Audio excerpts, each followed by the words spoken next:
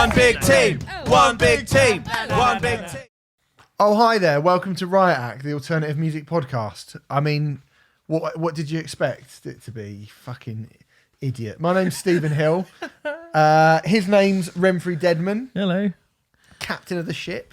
Coming Coming aboard. Permission to board you. The HMS Rem Dog. Oh, I'm very glad you mentioned that. Yeah. This is in reference to I got called. Oh goodness me! What was the compliment? A stately. Apparently I'm stately like a big ship, and supposedly that's a compliment. I think that is quite a good call. A big ship, mate. Like a galleon. You don't get much better than a big ship, do you? It's one word or one letter away from something not very good. Yeah, but crucially, it is good. So, yeah. I don't know. I guess I'm trying. I'm actually making, it probably doesn't look like it, but I'm making efforts to become a smaller ship, if you will, at the moment. And I think it's the last thing I needed at the moment.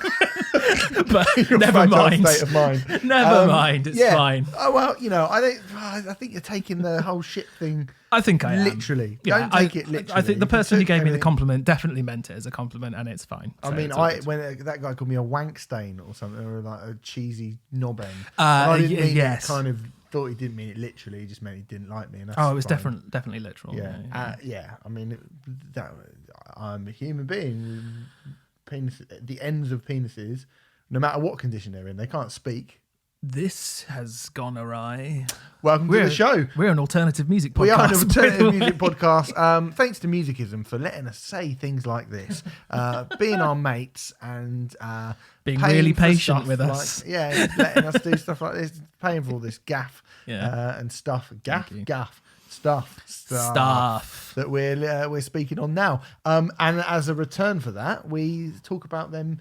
And the great stuff they do, helping you, the budding musician, become better at your craft through a series of online tutorial videos. That's what they do. They do it for singers, guitarists, and producers. Musicism.net, £9.99 a month is where you can sign up. Coming up to Christmas would make a lovely Christmas present for your busker friend. Wouldn't it just? Your busker friend. You've got a friend, he's a busker, he's not very good, you're too scared to tell him, what can I do? And I've got to get him something for Christmas. And annoyingly, you're on a budget, obviously.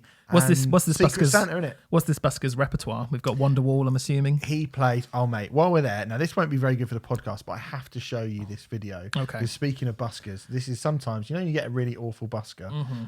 We will put this on the Riot Act Facebook page, this video, so you can all see it. Yep. But I do want to show you this video because it made me laugh quite a lot. Renfrey, just have a little look at this video that someone sent me the other day. It's really good. He's playing Sweet Caroline, as you can probably hear. Yeah, we'll put that on the Facebook page. It's really good. It's really good. My goodness gracious me. Yeah, that's good. From the Cavern Club. Yeah, wow. Wow. Yeah. That is very you been framed. Yeah, it is. Wow. Anyway, £9.99 a month for your tutorials for this busker friend of yours who we treat slightly nicer than that. Yeah. And you can get 25% off when you put the code RIOT in the checkout. See what? In capitals. In capitals. Can't believe in capitals, but it is. We got some news. Here's a few things. Listen, the last few months we haven't done much other stuff, and sorry about that. You'll probably know why if you listen to the show every week. But we are slowly but surely getting back to some sort of normality. We have just been discussing for a fairly lengthy amount of time before recording the show. There is a plan in place and stuff is happening. So that's why I've not mentioned the Patreon page for a while, because it feels a bit, do you know what I mean? Well, it feels a bit cheeky. I mean, obviously you get this for free every week, blah, blah, blah, blah, but it feels a little bit cheeky asking for money for people to not get any specifically additional content. Yeah. But that's all set to change. Yeah, we will be doing that. So there's a couple of things. First thing, Renfrey did a mono special, the Japanese post-rock, but not post-rock. Quite band, precisely. as I learned from listening to that podcast. Did you enjoy it, Steve? I did, yeah. It was really good. And I'll tell you what was like. no offense to you, Renfrey, but Hello. the guests we had, so we had Serena from Svalbard, yeah. A.A. Williams and Joe Quell also as guesting.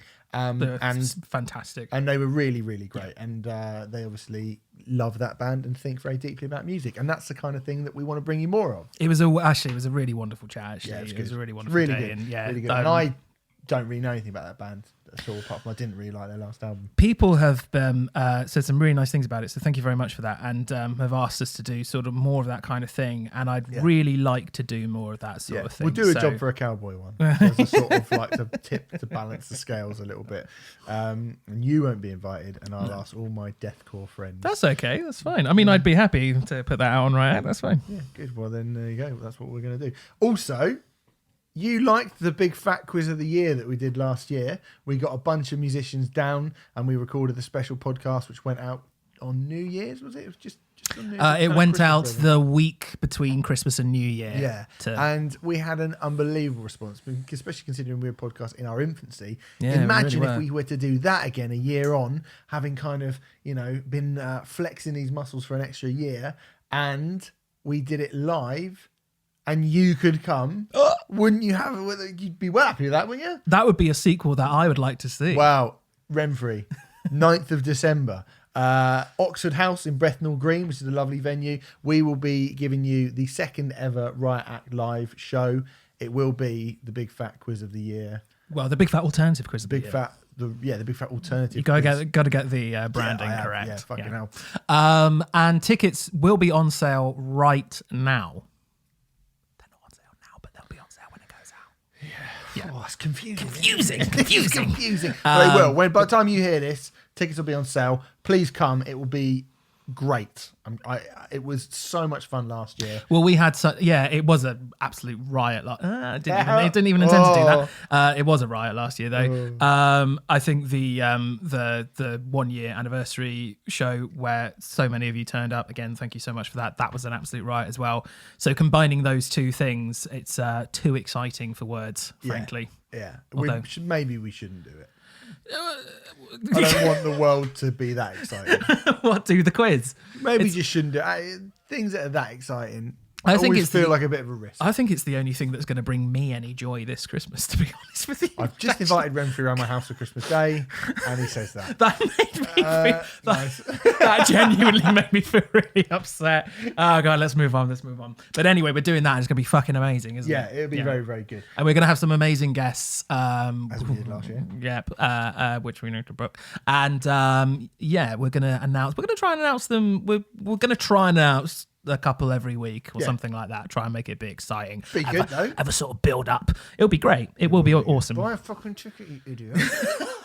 No, don't be aggressive. Sorry, we don't want you being. We'd love you to come.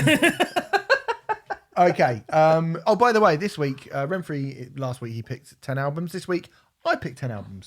It's our old catch up. It's Special. a catch-up, second part 2. It's the second part 2. Stephen Hill curated catch up. Quite a different show this week as well. I'd say. Quite a different show. Better. I'll The be Ghost interested. Inside are playing Brixton Academy, by the way, Renfrey. Yeah. So the Ghost Inside have announced a special UK show at London's Brixton Academy in July 2020. I don't actually have the exact date in front of me. Why don't I have the exact date in front of me? It's the 4th of July. Oh, look at that. Oh, look at that. 2020. Yeah. It's definitely 2020, not 2021. Oh, yeah, it's 2020, yeah. Give My Chemical Romance for playing in a few weeks then. Yes. Sorry, very, very quickly to pull Steve up on that. I apologise, but, you got to be accurate and all that. Yeah, wow. I don't want to interrupt this news either, but it has just reminded me. Thank you to the 50 people who sent me messages saying how you pronounce Numenorian. No, I don't think that's even right. Fuck's sake. I'm not even going to try. I like that band. They're fucking brilliant. Something to do with Tolkien, innit? It's book nerds. It's you reading wankers. Reading books. It's really easy actually. It's Numenorian. Yeah, it's really easy. Yeah. It's the type of thing that Viggo Mortensen is. Viggo Mortensen. Is that Viggo you've just, oh my God, in a segment, an unwanted segment about the mispronunciation of a band from last week. Yeah, he plays that guy Argon. You have now. Oh, right. I see what you're doing. Yeah, You're a shit. it's a joke within a joke. You can carry on. Right. Okay. So the Ghost Inside have announced a UK show at Brixton Academy, 4th of July, 2020. Most people will know the story of the Ghost Inside, but if you aren't familiar with it, November 19, 2015, they were involved in a road collision, which they were lucky.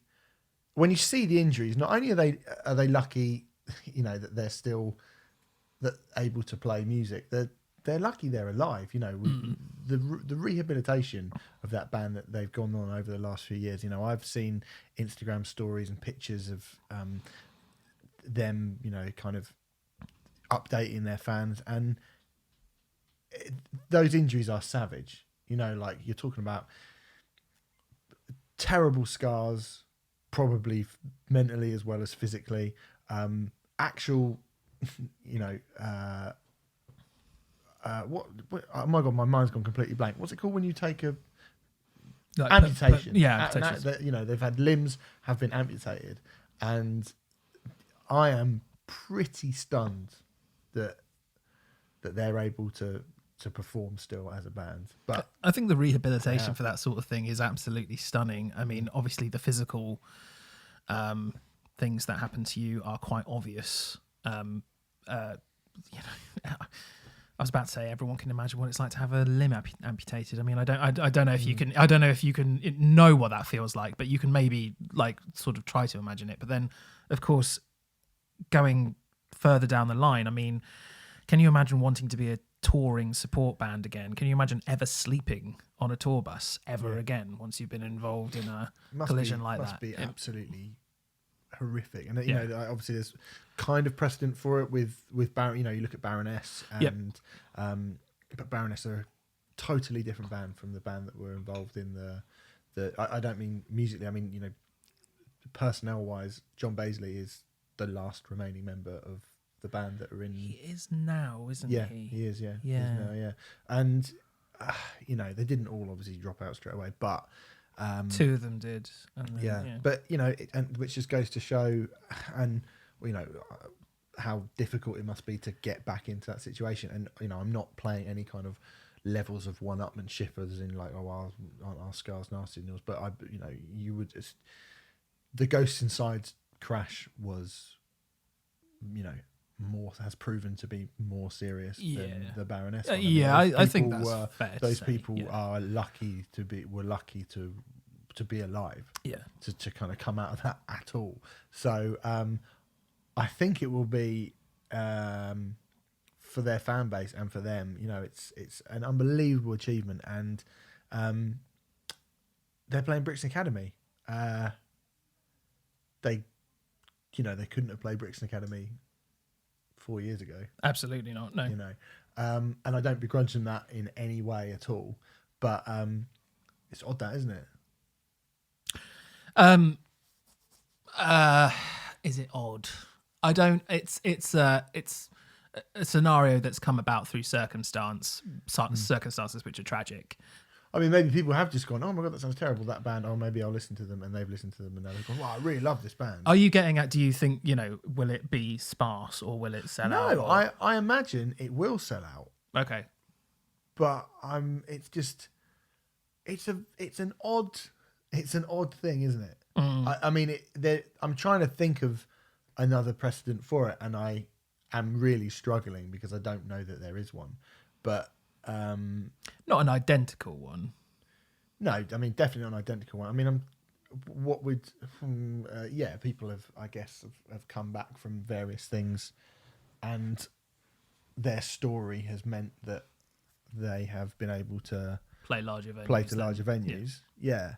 But I think in this case, obviously for the band, it's great. I just wonder about the sort of person that didn't care about that band before and then started to care about them. Yeah. But like I say, it might just be because they were in the news a lot and people might have gone, oh, that sounds really terrible. Maybe I'll go and listen to their music and like them. Yeah. Like, I hope that's what it is. Yeah, yeah. Rather than some sort of, training, sort of mawkish, like, oh, I wonder what it's going to be like. Do you know what I mean? Oh, I wonder, I'm going to go and see. Oh no, I do like them because they've been in the bus. You know, like Yeah, there are like unfortunately there are sort of people who. It's a strange thing, but then I don't like think like looking at it from the band's perspective, I don't think you should sort of suddenly, and again, I'm not suggesting you're saying this, but suddenly not be allowed to do that. Do you know what I mean? Not be allowed to be in a band anymore or anything like that. And I can only imagine it must be astronomically difficult for them to get back on stage and just even, as I say, just be in a van again and or a bus or whatever. And it must be very difficult to see. Yeah, so I mean it's some achievement, and if they if they can get on stage and play an hour. I mean, I just was reading a thing of them saying that the sort of the level of sort of fitness regime they have to put themselves through, the kind of stuff they have to do just to get on stage to be able to play 90 minutes, 60 minutes is pretty insane. In some cases just a walk again for some of those injuries. It is very inspiring. But yeah, it is. I think it is inspiring. It's really, really great that they have been able to do that. And I wasn't trying to be like about it. No. I didn't think you were. I'm sort of thinking of the people who will be, because there will be, because we live in a world where everyone has a voice, unfortunately. But yeah, well done them. Tool are re-releasing Fear Inoculum. I wanted to bring this up because we've all waited a long time for Tool to release something, and now I feel like people are going to go, they're releasing too much stuff. Do you know what I mean? Because it's an odd 30th of December, the Fear Inoculum book edition will come with a set of lenticular cards and new visuals, an expanded 56-page booklet with never before seen artwork, a download of the immersive video experience Resculent ad infinitum, and the album on CD. Right now, obviously, we spoke before about Tool's initial run of CDs that they released of Fear Inoculum, which came with the.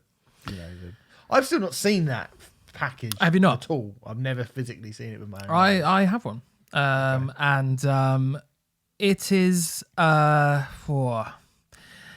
it should win every single, and some people might laugh at this, but these sorts of awards do exist. Like a Grammy for best artwork. It should win every single best packaging award going, because I'm sure it will. And I'm sure it will, because the amount of work and attention that has gone into it is incredible. And you're there and you open it up and you're like, oh my god, there's a video screen and it's playing Tool visuals at me and stuff like this. I think.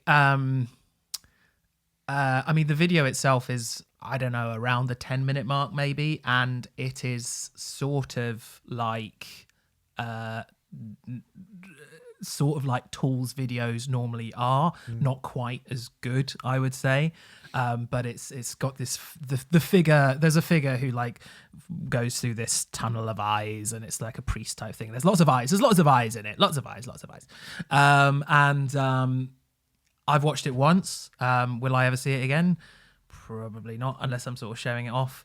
The booklet is beautiful and it's lovely. It has some pages of that tracing paper sort of stuff. It's got gold etchings in it. So it's a lovely package. But I have to say, even as a massive Tool fan and as someone who, that album, spoiler alert, is going to feature in my albums of the year list. Is it worth 80 quid? I don't know. It almost feels like you're paying for the experience of being part of that thing, but you're paying partly for almost like the memory of, remember that time where you got the crazy Tool packaging, kind of thing. This one is a slighter version. It's a downgrade, but there's stuff on it that you don't get with the expensive one. Exactly, which is remarkably clever marketing, because massive Tool fans are going to want everything, and so they'll probably buy this one as well. I have to say, for me, an expanded booklet and some 3D lenticular cards aren't really enough for me to part with Well, we don't know exactly how much it's going to cost in this country. I looked on Amazon.com earlier today, and it was $35. So it's still significantly It's still more than any other CD. It's still significantly more than any other CD. Yeah. Yeah, I don't know. Here's the question I want answering, Renfrey. Go on. When's it coming out on fucking vinyl? Who knows? I want it on vinyl. Oh, who knows? I mean, it's going to come out at some point on vinyl, isn't it? It's going to be like £350, and I'm just going to go, oh, go on there. Have a hologram. Spend my comes bloody out Christmas bonus on a bloody... Yeah. Gives you a hand job. Or a... Finger. Just trying to... Look, it's your analogy, mate. You've got to run with it, I'm afraid. Sorry. Obviously, I want it on vinyl. It seems weird that they haven't even bothered with any kind of vinyl release, and they've only bothered with the very, very expensive packaging. This is prime Tool, isn't it? It is like pure Tool, and I have. Is it though? From like, well, kind of. I mean, they've got like. I mean, they've done stuff with packaging in the past. There was the whole 10,000 days thing and all that kind of thing. Yeah, which is only 15 quid. But yeah, exactly. That's why I say, is it Prime Tool? Because I'll tell you why it's Prime Tool. It's because to wait that long and to kind of muck people around in this way, that's is Prime Tool. Really, really Tool. It's a very Tool thing to do. And I've excused and kind of that I'm a massive Tool apologist because they're my favourite band. And I was going, they should be allowed to do what they want. And I'm aware that, if any other band did it, I'd probably be like, what a bunch of knobheads. But because it's Tool, I go, nah, that's fine. They can do it. And I'm aware of that. This might be one of the first times where I'm like, come on, man. Yeah. I think what we're talking about is they go against the grain constantly. I mean, when it charted and got to #1 in loads of different countries and stuff, the fact that we were saying that they have done that with a physical release on something which is considered a dead format, and that stuff, I go, well, fair play. You guys are amazing. Like, that's incredible that you are able to do that. And I think it's a little bit difficult to deny that is pretty incredible. Yeah. But at the same time, when it comes to this, it's like, this feels more just like fleecing people a bit. Yeah. And it's a bit like when Roadrunner used to release an album, then 2 months later they release it in cardboard with 2 extra fucking things on them. That was infuriating. Yeah. Early 2000s. I mean, I will say that shit started in the 90s, mate. That was it would have started in the 90s. And 3. Do you remember you get a single and there'd be 3 versions of single? Yeah. And you buy one, and then I remember getting the single for Easy by Terrorvision. I mean, you needed all 3 of them, right? Obviously. And you bought it. Some and it came. Some Terrorvision single B-sides are fantastic. Mr. Buskerman's one of my favourite Terrorvision songs. Really? Yeah. I don't even know that song. What's the B-side? Hey, Mr. Buskerman. We don't sing it. I don't know it, Rem. Some people say. Oh, okay, cool. And it came in a thing that was just like, you had to open it up, and there was 3, and you only got the 1 single on it. Yeah. And so you had to go and buy 2 and 3 to go, hey, look, I've put them in the packaging, and now I've got the full Terrorvision single, and it's just got and it was like a Terrorvision live album, because that's what I thought of it. Yes. I was like, this is a Terrorvision live album because it's got 3 other different live songs from. Yeah. I mean, so why? The whole singles market, which now doesn't exist, but the whole singles market and B-sides and all that sort of thing was just record companies trying to get more money out of people by basically getting you to buy the same song so that you could be a completist and get everything. Yeah. It's the same with when albums used to be imported to Japan. Japan used to get them so late compared to the rest of the world generally, if it was Western music, obviously, that you'd often get a Japanese bonus track on a disc and all that kind of thing, and then they became really collectible and blah, blah, blah, blah. I mean, I suppose from that perspective, it's a very old school sort of thing to do, but I don't know if it's kind of like... Yeah, I don't know. I mean, I'm not going to be buying. And Japan gets stuff so late that I went to Japan at the start of 2015, and they had Fake Sound of Progress by Lost Prophets. It's only just come out. They got another 12 years before they find out what he did. Terrible. Doesn't sound like progress to me. No. What were we talking about? At all? Yeah, I don't. I think at the end of the day, you don't have to buy it. But and also, I should point out. Have I already said this? The original physical release. I mean, the reason for doing this is because the original physical release has sold out entirely. Yeah. So you can't. If you missed out on getting it before, you can't buy it. William now. Shatner then. You can't. Yeah. I feel like I'm always a bit Shatner. Deadman. Shatner Deadman. There we go. Shall I put that down? There's a song title. Yes.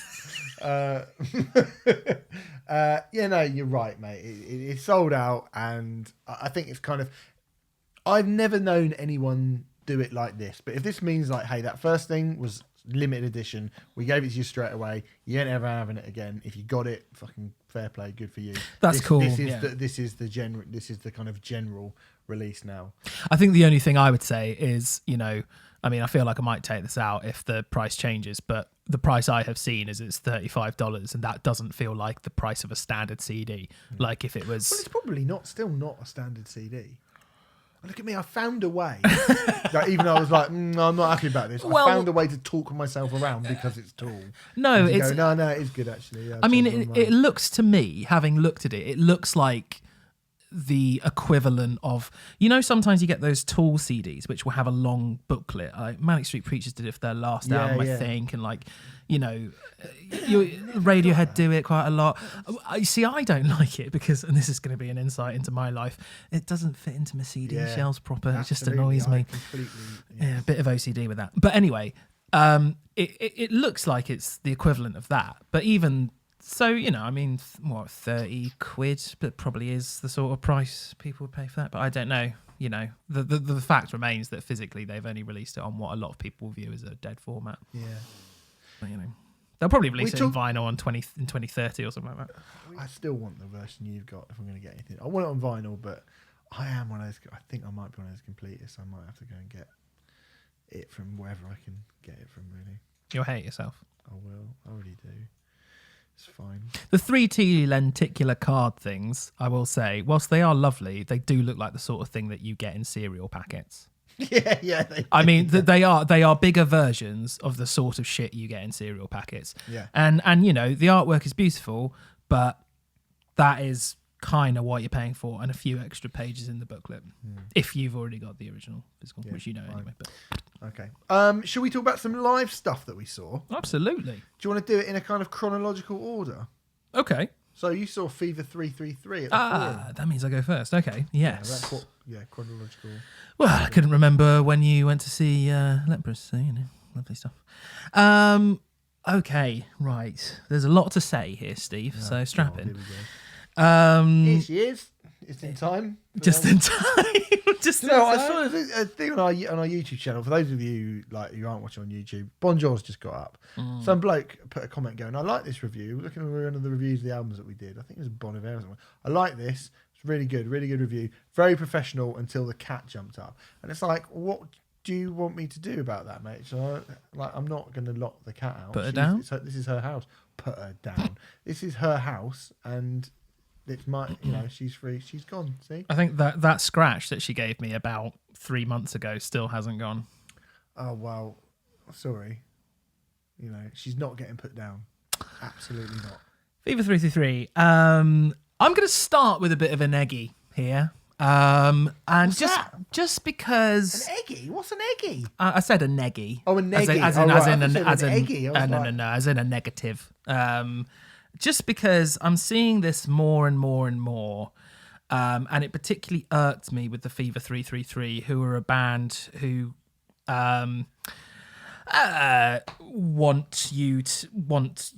a message, want you to listen to them, want to speak the truth, etc., etc., etc. This thing of shows saying they're sold out when they're not sold out. So, ladies and gentlemen, and non-binaries and everyone, there is a just being inclusive, Steve, is okay.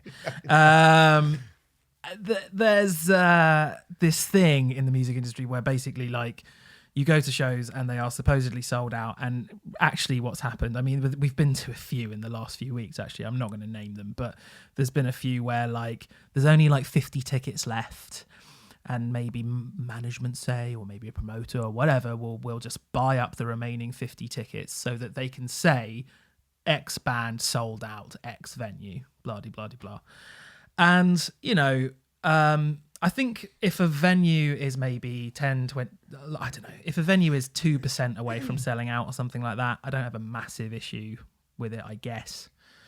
The Fever 333 said on the day that the Forum show was sold out, I was like, oh, wow, that's really impressive, because they did quite a big, extensive UK tour. I can't remember how many dates they did, but, you know, they did Bristol, Birmingham, Manchester, Nottingham, I think. They did quite a few dates, like 8 dates or so. And so to sell out 2,300, I believe Forum is, capacity venue in London, on one album and one EP, and I know they've had a lot of hype around them, and a lot of people love them or hate them. But, like, you know, it was that seemed like a hell of an achievement. I think if you were downstairs in the standing area, it probably did feel and look sold out. I would be being kind. I was in the seating area, and I'd be being kind if I said it was even a third full in the seating area. Right. And I think I think it particularly, you know, I would like to know what the Forum looks like when it's sold out. Do you know what I mean? Like, it's very obvious when that's sold out. Behemoth, Ghost were sold out. Yes, absolutely. Those two shows definitely were sold out. Obviously, you have touts, blah, blah, blah, blah. So there's always going to be the odd empty seat. And that's not what I am talking about. I am talking about a balcony that holds, I'm pulling figures out my arse here, but 600 people maybe, and it's only got 150 people there. And, you know, I do want to point out again that this is not a thing which is, you know, it's not just Fever 333 who do this, or it's not just their label, it's not just their management, blah, blah, whatever. But fuck me, it's starting to annoy me, especially from a band who, as I say, have a message and are trying to speak their truth, and kind of, it just feels totally wrong, the wrong thing to do for me. And I just, it feels massively dishonest, and I really don't like it. And I think that sort of thing should stop, because it's deceitful and it's dishonest. And now You've got to think, like, with the kind of the current lack of money sloshing around the music industry, what benefit that gives you in any way whatsoever as well. Do you know what I mean? The benefit is that now they can say Fever 333, they sold out the Forum. Yeah. And which, you know, which Brixton, and it'll be empty. and then it'll be empty. And it's like, I don't think, I think in long term, that doesn't help anyone. That just means we're going to turn up to shows and they're going to be half empty and the atmosphere is going to be shit. You know? And I think it's a really crappy thing. You know, there are plenty of other bands that I could pick up on it, to be honest. It was particularly bad with Fever 333, I thought. But it just, as I say, because of the whole kind of, like, you know, they're a massively political band who have something to say. And that feels, if Rage did it, it would feel kind of worse than if, I don't know, even Behemoth did it or something like that, you know. So that was the first thing. But the negative stuff is pretty much going to stop then, unfortunately. For you, maybe, I don't know. Obviously, you're not really that bothered. Obviously, Fever 333 are likely one of the most divisive bands in the alternative scene this year, if not the most divisive. Is that a fair thing to say? In a world where there's Baby Metal and Five Finger Death Punch. Okay. I mean this year. Like, Five Finger Death Punch have been divisive for a while. Yeah. Baby Metal have been divisive for a while. Yeah. In fact, I mean, the you know, Baby Metal's third album came out. I think most of the haters have kind of shut up now and moved on to other things, to be honest. So actually, I think in 2019, I think we can say that Fever 333 are one of the most divisive bands. That's been echoed on. Yeah, they certainly are, I think, yeah. That's been echoed on this podcast.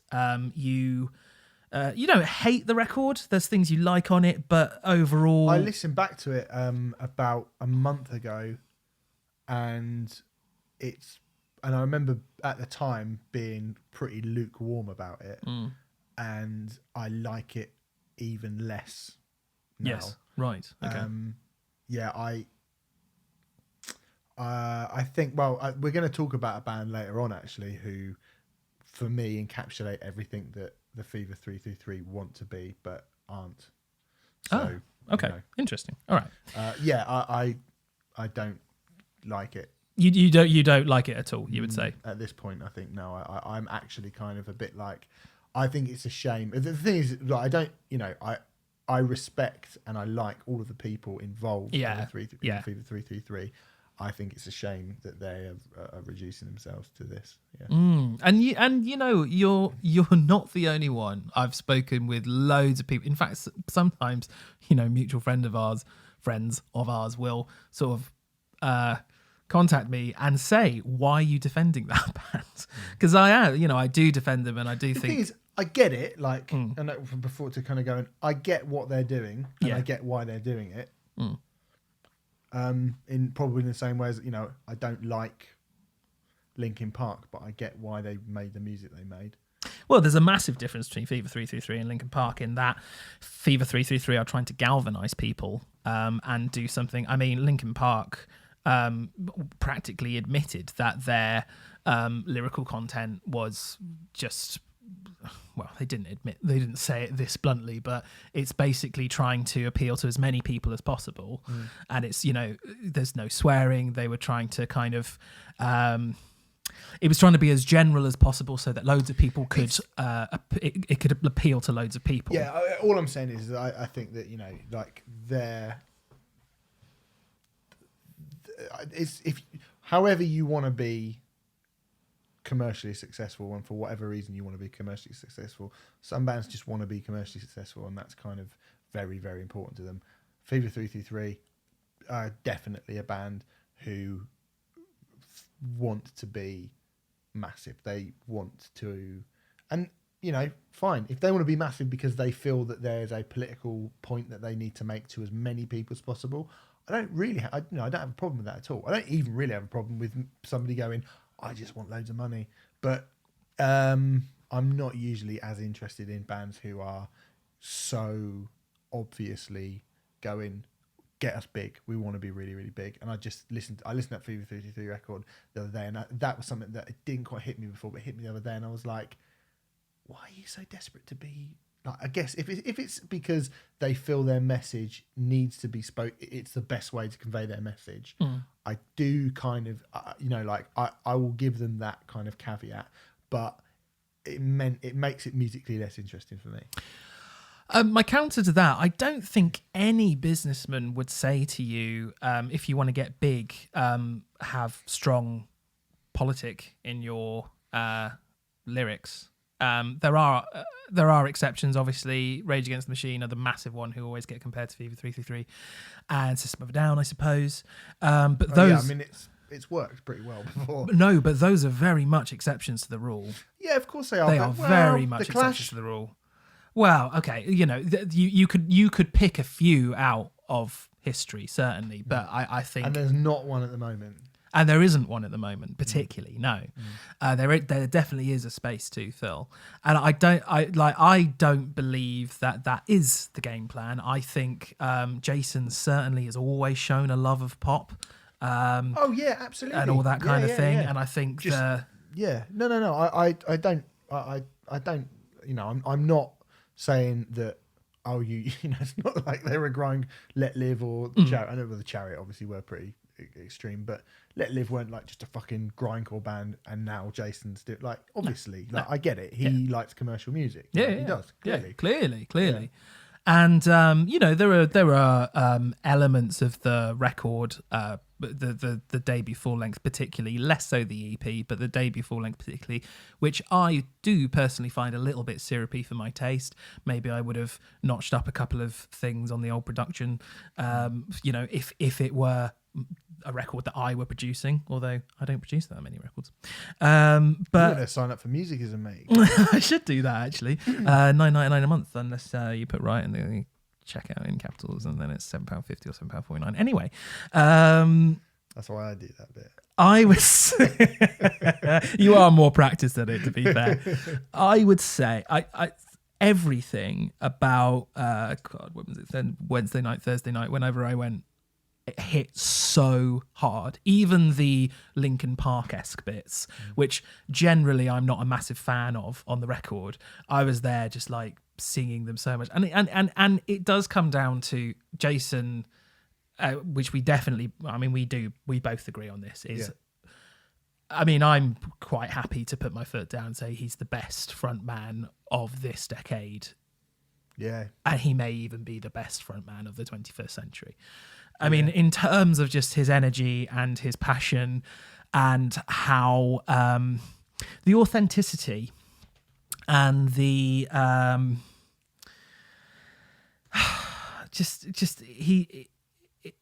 the manner in which he conveys the message that he wants to convey, that room was going absolutely apeshit for everything and was holding on to every single word of his. And it was just a wonderful, wonderful thing to see. It was wonderful to see lots of young people who might have been apathetic beforehand, might not have been apathetic beforehand, I don't know, but actually feel fired up and wanting to do things. Because I think there's a strong argument to say that, without getting too massively political, a lot of people in the Western world would agree that we're in a bit of a mess. If you look at our country or America. And I think there's a lot to be said for, I think a lot of the reasons why that's happened is people have been very apathetic and have just sort of sat on their hands and not done anything. And I think that's... You're looking at me. I wasn't... I'm looking at you because I'm talking to you. Yeah. I'm not looking at you specifically saying you. But, Although that is fair. But, and I think it is...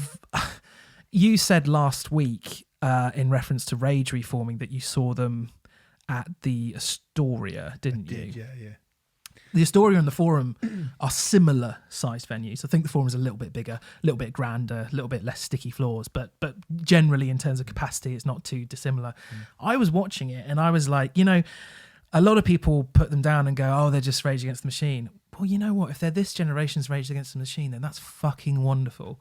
And I was watching them and I was like, I think I wasn't at that. I'd never seen Rage Against the Machine in a tiny, I've only ever seen them in Finsbury Park, I can imagine that it was the same level of passion and zeal and people were got the same out of it as you might have got from watching Rage Against the Machine at the Astoria.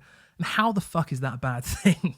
I think this is what sort of kind of infuriates me with the cynicism around Fever 333, because and I feel like I've said this before, they may not be the best band of the year. I definitely have issues with that album and it wasn't quite what I wanted it to be. I do genuinely think they may well be the most important band of 2019. They might, because it feels like there are lots of bands who are saying things in 2019 that are important, but there aren't as many who are engaging as many people as quickly as Fever 333 have managed to. Not in rock. Not in rock. Yeah, I am speaking in alternative music kind of thing. But there were some apps. I mean, those songs are massive live. There was a wonderful moment where even the not as good material. There's I can't remember the name of it, but the penultimate song on that album, which is quite syrupy, it's a bit of a ballad kind of thing. Jason jumped up onto the balcony, came up into the balcony, and there was a little keyboard set up there and played it in the balcony. Right. Which was just like a really fucking cool moment. And quite unexpected, even though there was a little keyboard set up there. But, it was just there was lots of these really amazing moments. They brought out, I want to say the Nova Twins. And you would be right to say that. They brought out the Nova Twins, who are this wicked duo, and played a cover of Brain Stew by Green Day. Oh, wow. Which was fucking amazing. It was amazing. So Nova Twins added some very kind of modern, all sorts of they had lots of, they had very big pedal boards, and they were using all sorts of amazing weird effects to make it really wub-wubby. But it sounded amazing, and Jason, rather than doing the lyrics to Brain Stew, was just doing a fucking awesome rap over the top of it. It was amazing. I turned to my housemate who I was with, Amy, and I was just like, this is incredible.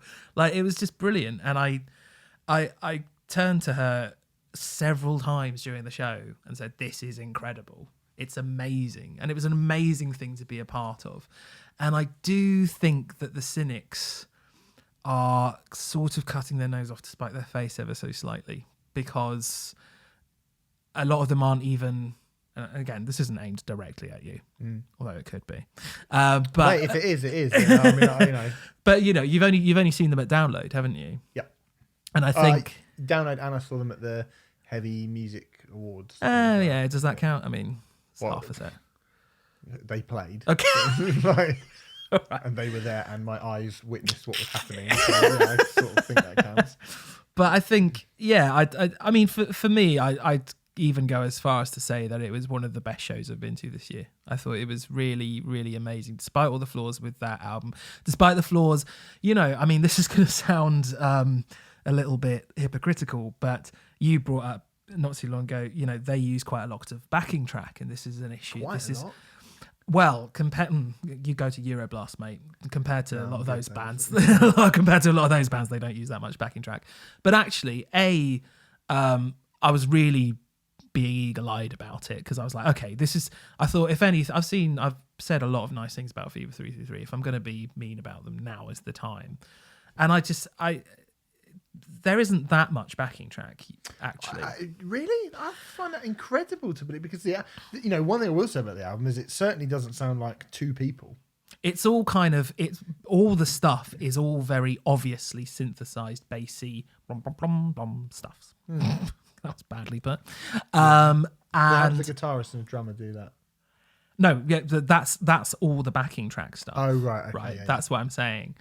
And I think the difference is the energy that is conveyed. It has the energy and feel of a live show because of the live elements that are pushed forward. Yeah, that's like true. Having seen them at Download, they're so, you know, it's not like people just stood there. Like, if you're going to use tracks, you might as well go fucking bananas in between. You don't have to do anything. Well, quite, and a lot of the time, I mean, I do appreciate that there is an element of hypocrisy here, but there are bands who use tracks who just sort of stand there and whittle or pretend to whittle, and that feels dishonest, because it's like, well, you're sort of pretending to play that, aren't you? Yeah. You know, and that's not the case with Fever 333. And the energy, you know, I mean, Arik is just jumping up onto his drum stool constantly and like coming down and crashing the crash or the snare drum or whatever. Stephen's a bundle of energy. Just looks like he's almost like a second frontman. I mean, if Jason wasn't as incredible as he was, it feels like Stephen's doing the work of a sort of normal frontman, if that makes sense, in terms of how energetic he is. And yeah, I do think they are really genuinely quite important for people who are a lot younger than us. But I think that is vital, and I had a fucking amazing time, and it is one of the best shows I went to all year. I think it was even better than the show that I went to at Islington Academy when I came back and we recorded the show straight away, and I basically splurged into the microphone. Yeah. Right. Okay. Well, I mean, you know, in terms of the thing is, if I don't really like the music, I'm probably not going to go to the show. True. I mean, that would be my kind of my rationale and my reasoning for, you know, why I haven't sort of gone back to Fever 333. Like, they might be really, really amazing. Like, lots of people are really, really amazing live whose music I don't really care for. Yeah, I mean, just switching it round, you know, I don't really care for Horror's music, but I'll concede that they are a great live band. You know, do I go and see Horror live? I might see them at a festival, but I don't tend to make an effort to go and see them. Like, I would watch Fever 333 again. I just like, I don't know. It's that thing, isn't it, where you think, well, fuck me, the Chariot and Let Live was so great that this just feels like a significant step down musically speaking, at least. And I, you know, from what I saw, as good as they were, you know, at Download, and I do remember being like, wow, they were really good at Download. They weren't as good as Let Live. They weren't as good No. as the Chariot, you know, and that's You are maybe, talking about two of the best live bands of the 21st century. Well, there. yeah, you know, we are, and but it was a shame to lose those bands and to lose that for this. But then I do, you know, like I said before, But- I do understand the appeal of the Fever 333, and I do understand a lot of the stuff that you're saying, and I guess it would be, you know, for me to sort of say it's cynical or it's, you know, it's just marketing bullshit or it's Rage Against the Machine rip-off, like it's not, that's not really my kind of problem with it. I think ultimately my problem just is that the album's just not that great. That is it. The album is, you know, I thought it was patchy originally, and I now think it's beyond patchy. I think it's it's not good. I mean, I would admit it's patchy. I would say that I enjoyed every single note that I heard that night because I thought the energy was so infectious and so brilliant that it just all completely and utterly won me over. Even But yeah, you know, that can happen in a live. I think in a live environment, if you're energetic enough, it can happen, and it feels really raw. It's, you know, the kind of the lack of rawness and the kind of the John Feldman-ness of it. Yeah, sure, is a bit of a problem for me. I'm struggling to get past that. But and also, like, Jason's a better singer than he is a rapper. He's a better screamer and he's a better singer than he is a rapper. There's quite a lot of like rap stuff on that where I'm like, I would say live his rapping's really come on. Yeah. It's really like because yes, there are bits we discussed Inglewood. I mean, I think Inglewood is, you know, when that came on, because the album at first I was like, oh, I'm not mad keen on this. It was the first, and it was the point where you, and then when Inglewood came on, it was like, my God, this is just. Inglewood might be, it's not the worst song of the year, but I mean, fuck me, it's the worst song a good artist, an artist who have had respect for, has made this year. It's a disaster of a song. I mean, it was one of the highlights of the show. What? It really was. Fucking hell. And like, I mean, you know, there were other highlights as well. Like, what's the second track from the EP? We're coming out. You know, we're coming down, motherfucker, coming down. That song is fucking amazing. You know, and they played like practice. That song, like, it's just like, and again, nothing wrong with that. If you know, because you kind of you call out hardcore band stuff a lot, going, it's just like there, and that's what that song is really. Well, it's not, because then the second part of the chorus has an incredible drum bit from Arik, which I think most hardcore bands would be like, but it's still, you know, like it's a punk rock song, and that's fine. Yeah, it's just like, an incredibly good one. Yeah, you know, I guess so. All right. But when I think that you listen to it through the prism of like The Black is Beautiful or what, you know, whatever any of them have been involved in, and you just go, you can surely write a better song than that. But I think I think the thing with that is like, Let Live are not. They're gone. Let Live, yeah, but Let Live aren't gone because of Fever 333. No, I don't. Let Live are gone because the members of that band didn't get on with each other anymore effectively. Yeah. You know, I'm not. Yeah, you know, I'm not like saying, oh, bring back Let Live, like, as much as that would be nice. But yeah, I guess it's hard. I'm not blaming Fever 333 for Let Live splitting up, or, you know, they're not being the Chariot anymore. I don't think you are. I think I hear a lot that I hear that argument a lot, and I am a bit like, that's not very realistic. I mean, the Chariot, you really can't like, you know, you really can't say that the Chariot splitting up has anything to do with Fever 333. I suppose it's kind of easy to give that narrative to the Let Live and Fever 333 split, but it's just not true. That's just not how it is. Yeah. So I don't think that either, but, you know. Well, I can categorically tell you it's not. All right. Well, I'm telling you, it isn't. I mean, I know. I never thought it was. I've never really even thought of it being like that. Anyway, so, well, you had a good time. Good. I had a good time. I went to see Leprous. Yes. Sort of. Ooh. No, I did. I saw the. We won't talk about the opening band. Talk about them later. But I saw the Ocean. Oh, I love the Ocean. Were opening. Or were the middle band of the three. They were the kind of Didn't fall asleep to them at Complexity this year. Well done. I don't know why you needed. Did you? Carry on. How the fuck could you fall asleep to the ocean? My God, that was a barrage. I was in the Netherlands. Okay.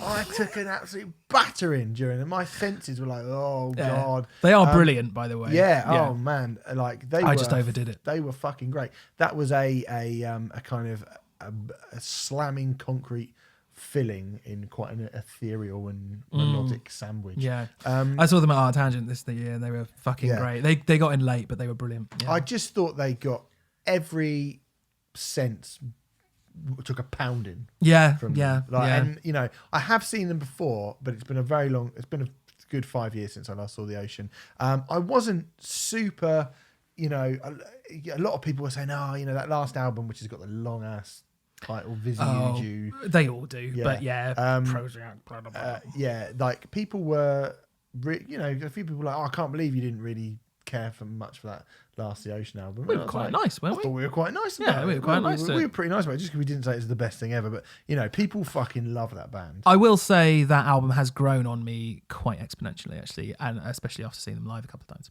Okay. Yeah, they were really, really good. Like, you know, just I'd forgotten how they remind me a bit of, you know how Bosk are super heavy. You can't really see what's going on because they just blast you with lights and stuff.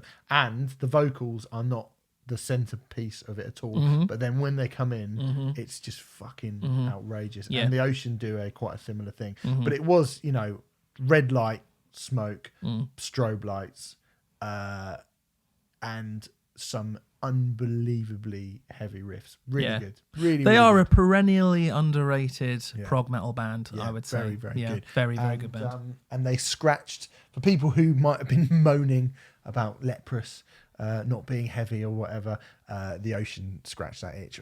Leprous, now, I hurt my back, which Again? I do too much because it's fucked. My back is basically made of bubble wrap. So I actually didn't manage to see all of Leprous's set because I often would have to go and sit on the stairs by the corner so I could kind of hear them, but I couldn't actually see them.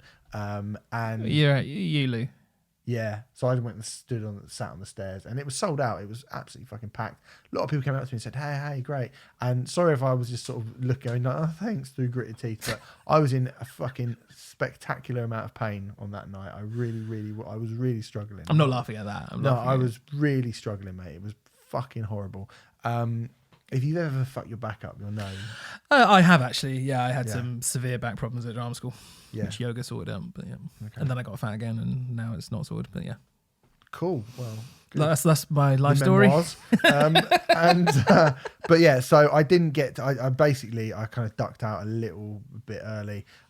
What I saw, I thought was fucking great. Like, we haven't reviewed the new Leprous album. No, we haven't. It came at a very, very busy Came at time. an insanely busy time, and a few people did say, like, well, how come you haven't reviewed the album if you're here? And I was like, well, the thing is that it did come out at the same time as Nick Cave and Swans, and Came out 25th of October. Refused, and all kinds of other like huge things that we were talking It was about at around the same time as Clipping. Clipping happened as well. And yeah, it was.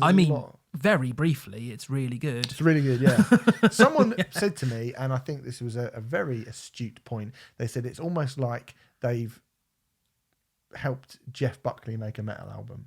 Yeah, I And can was see like, that. yeah, you know, and it was a much more from like the bits that I saw when they dipped into that, and they did do like I think it was about 7 songs from that record. Mm-hmm. So there's obviously 9 on there, aren't there? Yeah, which is it's obviously like a big portion of that record. Yeah. And you know, I first saw Leprous at the Underworld. They hadn't even sold it out in late 2013, so it's 6 years ago. And I remember, like, I didn't know who they were at the time, and all I knew about them that they were Ishan's backing band. Back when they Of course, yes. band. And I remember being really, really impressed and thinking, this is kind of like some sort of odd. It's too melodic to be black metal, but it's kind of, it feels really dank, and you know, it's got that kind of evil vibe about it. And they have, over time, sort of shaved all those edges off, like smoothed everything out, and become this really elegantly brilliantly unique band. They're Well, really. yes. Is that fair? Yeah, I do think it's fair. I have one fly in the ointment to throw into the ointment. Yeah. That'll do. Listening to the record, and this isn't a proper review because I've heard it 2 or 3 times, but listening to the record, it did make me go, this does sound like Agent Fresco, but not as good. And I have to say, Leprous and Agent Fresco have toured together a lot. And normally it's support acts taking Cues from the headliner. cues from the headliner. I can't help but feel that maybe it's been the exact opposite in this case. You've kind of prefaced what I was going to say Oh, about Agent, because lovely I was stuff. about to bring up Agent Fresco, and I was going to say, well, I was pretty much going to say sort of what you just said, and which was, you know, there's something about those bands when they go into those territories which sounds really, you know, when they get that mixture between being kind of within metal still, but doing something progressive and doing something really, really soaring and beautiful. Yeah. And I was going to say the only other band that I can think of who Agent do Fresco. that is Agent Fresco. I've not seen Agent Fresco live for a few years now. I would probably say, having watched what I watched the other day, they're about on par for me, because what is cool is when Leprous do dip back into that kind of slightly darker stuff. It gives it a bit more. You get a bit more of a, you know, Agent Fresco never get quite as heavy as, well, maybe they do. Actually. Well, no, I don't. I don't think I would ever. If someone called Leprous a metal band, I wouldn't think that was the entire picture, but I wouldn't see it as incorrect. If someone called Agent Fresco a metal band, they have metal elements, but I think calling them a metal band is going too far. Yeah. So they're very, very slight metal elements in their music. Yeah, I mean, well, when they hit hard, they are fucking hard. Yeah. I mean, but it still feels more like rock than metal, I think. there's 1 or 2 moments. I mean, I'm literally talking about 1 or 2 moments, but you know, I'm being pedantry. Yes, I think I actually do agree with you in that they are quite a unique sounding band. If Agent Fresco didn't exist, Yeah. But listening to the record, and I guess this is just my whole thing of like, I mean, I've said it before on this show. I think Agent Fresco are pretty much one of the most underrated bands in alternative music, probably in music, full stop. And it drives me mad that they're not massive. And you know, I think Leprous are very, very good, but that I do often feel that. I mean, in terms of output, Leprous have been around a lot longer, and Leprous do have more records, and you know, in that respect, it is. And they've the really right way hammered it around. as well, haven't they? They You know, have. going off and tour with Devin Townsend and stuff like that. You know, they've really kind of They've paid their. I mean, they've paid their dues, and they are extraordinary. I mean, they're extraordinarily talented and really, really good. I've seen them be brilliant. I've seen them be not particularly impressive in my opinion as well. But you know, I've only ever seen them be very good. okay, And I thought the other day was very good. cool.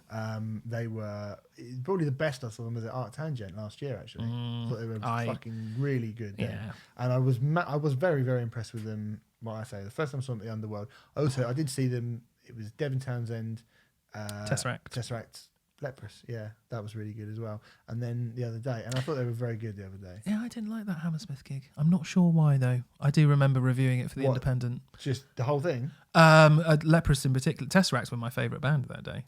And they're my least favourite band of those 3, which is very unusual. I was probably just having a weird day. But Yeah, the Tesseract were great that night. they were brilliant Really that night. fucking Yeah, great. yeah. Yeah, but they were good. Leprous were very, very good. Although, you know, like I say, I had to duck out because it was all through gritted teeth. It's fucking horrible. I've never had it. I literally turned up to the gig fine, and I just leant on a pole, and suddenly my back went clack, and I was like, nah, not now. You can't do this to me now. And I was. Every step was fucking agony. So sorry, world. Well, the world accepts your apology, I appreciate except for that. Twitter. Um, Do you want to tell people back about on that very Twitter quickly? now. Yeah. I got kicked off Twitter a couple of weeks ago. Just like for basically, someone asked, and I'm not going to say it on Twitter because I'll say it again, but the Portsmouth manager, Kenny Jackett, he's a shit house and they should sack him. This is football chat. Probably most people were disinterested. I just said, we're letting in so many last minute goals. I just said, we can't just sack him now.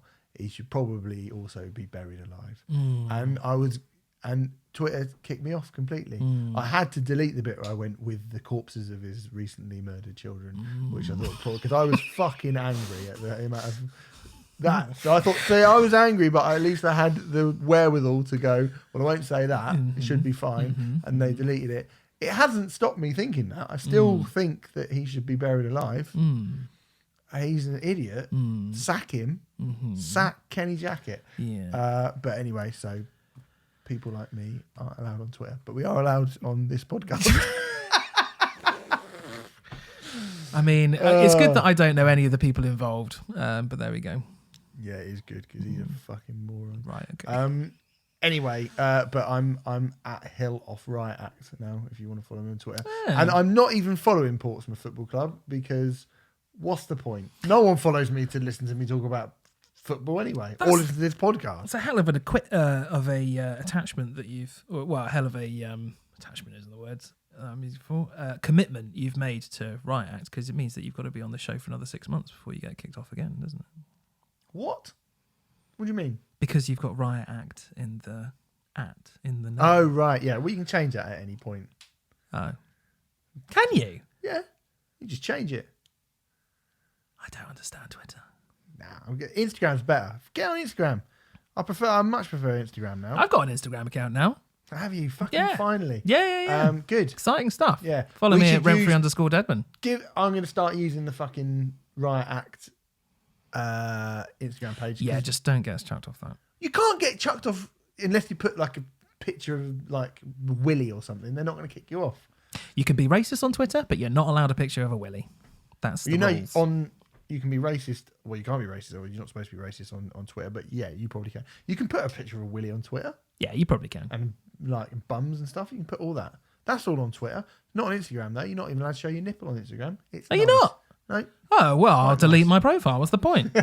Waste of time. Yeah. I like Instagram. I've been turned over to it by the missus is proper Instagram, isn't she? Yeah, she loves it. She's Miss Instagram. Yeah. She's got more followers than all of you lot put together. What a brag. My girlfriend has more followers than all of you. No, I'm just saying it's mental. Like she gets some. Okay, yes, there's some mental people on Instagram. Do you want me to edit this, or are you okay? Probably a little bit. Let's do let's do some reviews. Well, not reviews. I'm going to go through my 10 albums that I picked. Same as Renfrey did. Same as Renfrey did last week. Yeah. We'll do it now. Let's start with Health. Volume 4, Slaves of Fear is the name of the record. It is the 4th album from the LA industrial noisists. Nice. Health. They played with Bring Me the Horizon at All Points East earlier this year. And I remember going to that gig, and Merlin Alderslade of Metal Hammer Magazine, the editor of Metal Hammer Magazine, said to me, that's my favourite album of the year. I'm definitely going to bloody loves it, doesn't he? He absolutely bloody loves this band, and he loves this record. So yeah, this is a band who I have to be honest, I didn't know anything about Health. Do you know anything about Health before? I was vaguely aware of their last album, Death Magic. Yes. And I am vaguely aware of them. I guess the whole sort of noisists thing is accurate. They've added quite a lot more sort of synthy bits and pieces. This is far less. This is less abrasive than they used to be. It's still relatively abrasive, but it's less abrasive. Yeah, see, I didn't know anything about them at all, to be perfectly I think honest. you like Health a lot. Yeah, I think I should probably go back and investigate their back catalogue because, on Merlin's sort of recommendation, I eventually did go and listen to this, and it did take a couple of months. And I thought, God, this is a bit of me. It's a really interesting record, this. I sort of thought it's either kind of like a more electronic, like BT version of the Drive soundtrack. Yeah.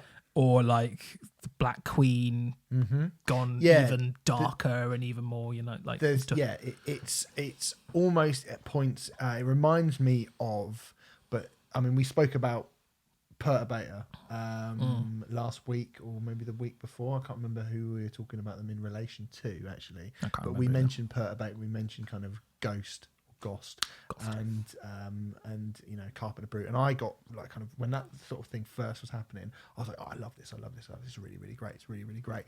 And I wouldn't say I don't like. I still think Perturbator is great. And I still think Carpenter Brute are like mad fun, but I've not really gone out of my way to try and investigate any further into it. And possibly that's because due to a lack of vocals and the fact that they are very, very it's John Carpenter, let's do a John Carpenter spooky music thing. It feels like there's not a lot of wiggle room around that genre. And what this has done, and at first I was like, oh, is it going to be a bit just sort of like an industrial version of that synthwave thing? And I think they've got bits of that, but because this has got vocals all over it, because this has got elements of actual noise music, elements of kind of different parts of EDM and industrial music, it's certainly much more interesting. I think the key thing is synthwave is not the starting point. Yeah. Which, for my money, is why this is more... I don't have an issue with the Perturbator stuff and Carpenter Brute stuff. I certainly don't like it as much as you do, but I think it's kind of cool, and I understand why it's part of the metal world. But this is more interesting to me because it feels like it comes more from a band first. I remember it was a while ago, but I went to see Perturbator live, maybe even before we were doing this podcast, and I left halfway through because I remember chatting to you about it. As a live act, I find it a bit dull. Like, I actually don't mind. Like, I'll listen to Perturbator alone quite happily at home with friends, maybe. But live, because I think it's changing now, and I think there are different elements being added now, aren't there? Yeah, I think he's getting a live drummer and a guitarist and stuff. So I probably should go and see him again. But at the time, it was him behind an Apple Mac, and I was just like, well, and I left after about half an hour. But this feels far more like they're a trio. It's a sort of, it feels like a band who are playing with those elements rather than a synthwave thing, Oh yeah, definitely. I was really only bringing up synthwave, not as if I think if people think this is synthwave, you're obviously going to get the wrong impression of it, because it's definitely not. Just has elements of it, doesn't it? Yeah, and what it has is that very dark 80s industrialized post-punk vibe to it. That kind of, it has got a bit of a John Carpenter vibe to it, but then it's also got a bit of a, dare I say it, Lost Boys vibe to it as well. Yeah. Do you know what I mean? But then it also has these really beautiful effeminate vocals, and I have to say effeminate vocals because, for months I assumed the vocalist was female, and it's actually a male vocalist. But the vocals are so... I didn't even know that. Okay, there we go. Yeah, so the vocals are so effeminate that I simply made an assumption that it was a lady. Oh well, the person in question is called Jake. Then I think he. Oh god, I'm getting myself a title right now. Is it Sam Smith? What would you call Sam Smith? I think they identify as a man, and but you could be mistaken for thinking these are female vocals. But absolutely, yeah. Not. I did, to be honest. But there's a really beautiful ethereal quality to the vocals, which adds a whole bunch more. It's just a really nice juxtaposition to hear, like, such beautiful, wistful, like you say, feminine, seductive sounding vocals over such, at some points, really kind of dark, harsh throbs of noise, Like, you should hear me making love. I'm good. Seductive's a good word. Yeah. And but it is. But that kind of juxtaposition is really cool. And let's be real here. Some of these songs are fucking just absolute rages as well. I'm still thinking about throbs of noise. The title track is track 11 on here is brilliant. Yeah. There's a few actually that I think are just great on it. At least half of this record I think is brilliant. Yeah, I really like this album. I think you'd like their previous album even more because I it's might go into that. noisier. I might go in for that. And you like noise. I do, yeah. But I really like this. I think it's a really, really cool record. Yeah, it's very, very good. So thanks, Merlin. If the Drive soundtrack, but a bit more like sounds cool to you, then you should totally check this out. What I like about it as well is it kind of sneaks up on you how horrible it is. Yes, it does. Yes. Like that's like it's weird because you go, oh, it's kind of, it could be like churches or one of those sort of modern like dark pop bands, and then it suddenly gets really, really horrible. Yeah. I think if you were listening passively, you could mistake it for churches. Yeah. And then suddenly it just goes, yeah, and you're like, oh God, turn it off or turn it up, more like. So yeah. Anyway, rave. I like that. I like that album a lot. That's Health. It's called Volume 4, Slaves of Fear. The next album I want to talk about is Dog Whistle by Show Me the Body, the second album from the New York art hardcore trio. Sounds like a bit of you. Yeah. Now, sounds like a bit of me too. It does. And earlier on, I mean, not that long ago, I said there is a band coming up that made me think, why can't Fever 333 sound like this? To me, when you think of something like the new Refused album and people go, it's really great and really this is the bar for those sort of forward-thinking hardcore bands. This, to me, is everything that I loved about Forever by Code Orange. This has a similar lack of rules that it sticks to that I think is fucking really awesome, really inspiring. And but they do it whereas Code Orange are very much a thumpy, thuggish, metallic hardcore band, which puts a lot of people off. Yeah, certainly the thuggishness. This is more wiry, much more wiry, more punky. Yeah, is kind of punk rock. Could be the Bronx or Blood Brothers was the one I got. Who's they? Blood Brothers. Yeah, Blood Brothers. All that kind of stuff that I feel like we are mentioning a lot at the moment. Mm-hmm. But whereas when we talk about a band like Frail Body or See You Space Cowboy or one of those many bands that we've spoken about who we go, oh, what, this is a great reference to that period in time where emo and hardcore and metallic hardcore and all that stuff was kind of happening, and the kind of the grindy sort of hardcore bands. Mm-hmm. They all, to me, sound like they've listened to that what do they used to call it, spazcore bands. Yep, and they used to not call allowed it to that. call it that anymore. They used to. They did used to. We don't call it that anymore. Yeah, but obviously don't call it that. But this doesn't. Although I feel like there are elements that could be taken from that scene, this to me feels really, really contemporary. This isn't like, oh, that really reminds me of back in the day. It feels super duper contemporary.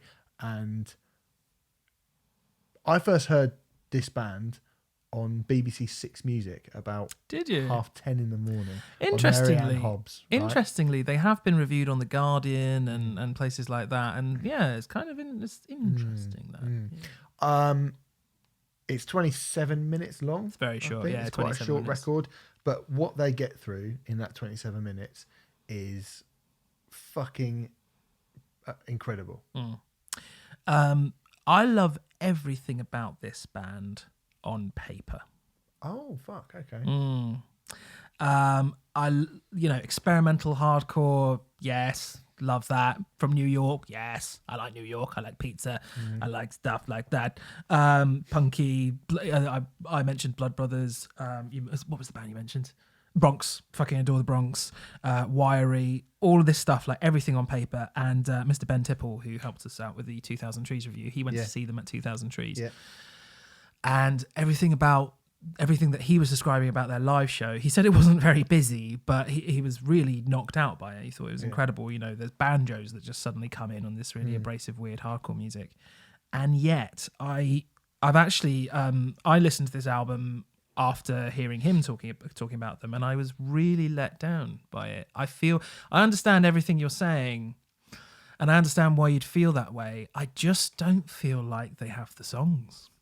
I don't Really? feel Okay. nothing hooks me in. That bass line. I mean, the second there's a song called "Not for Love" on it, which is the second song, and it just has this bass line that comes in, and that was the point where, because actually I listened to, I can't remember what song they played on Six Music, and I was like, fuck me, that's noisy, that, isn't it? And I remember going, oh yeah, Show Me the Body. Yeah, I've heard of that band. Show Me the Body. Yeah, I've heard of them. And so I listened to the album like that evening when I kind of got home. And this is going back, I mean, this is what, probably May, I reckon, kind of late May. And I, my first listen through to it, I was a bit like, okay, And then the second time I listened to it, because obviously, I mean, one of the things I will say, and it would be hypocritical of me not to pick this up after kind of giving Callous Dowboys a bit of a kick in for the wackiness last week, is the slightly over pretentious spoken word passages in this do take some getting used to, right? You kind of want them to, to go a little bit. Like, I'm not that keen on that, I have to say.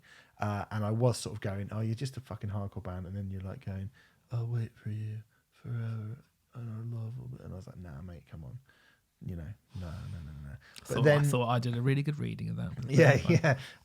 But then second time round, it's Not for Love. The bass line that comes in on Not for Love at the start, it hooked me.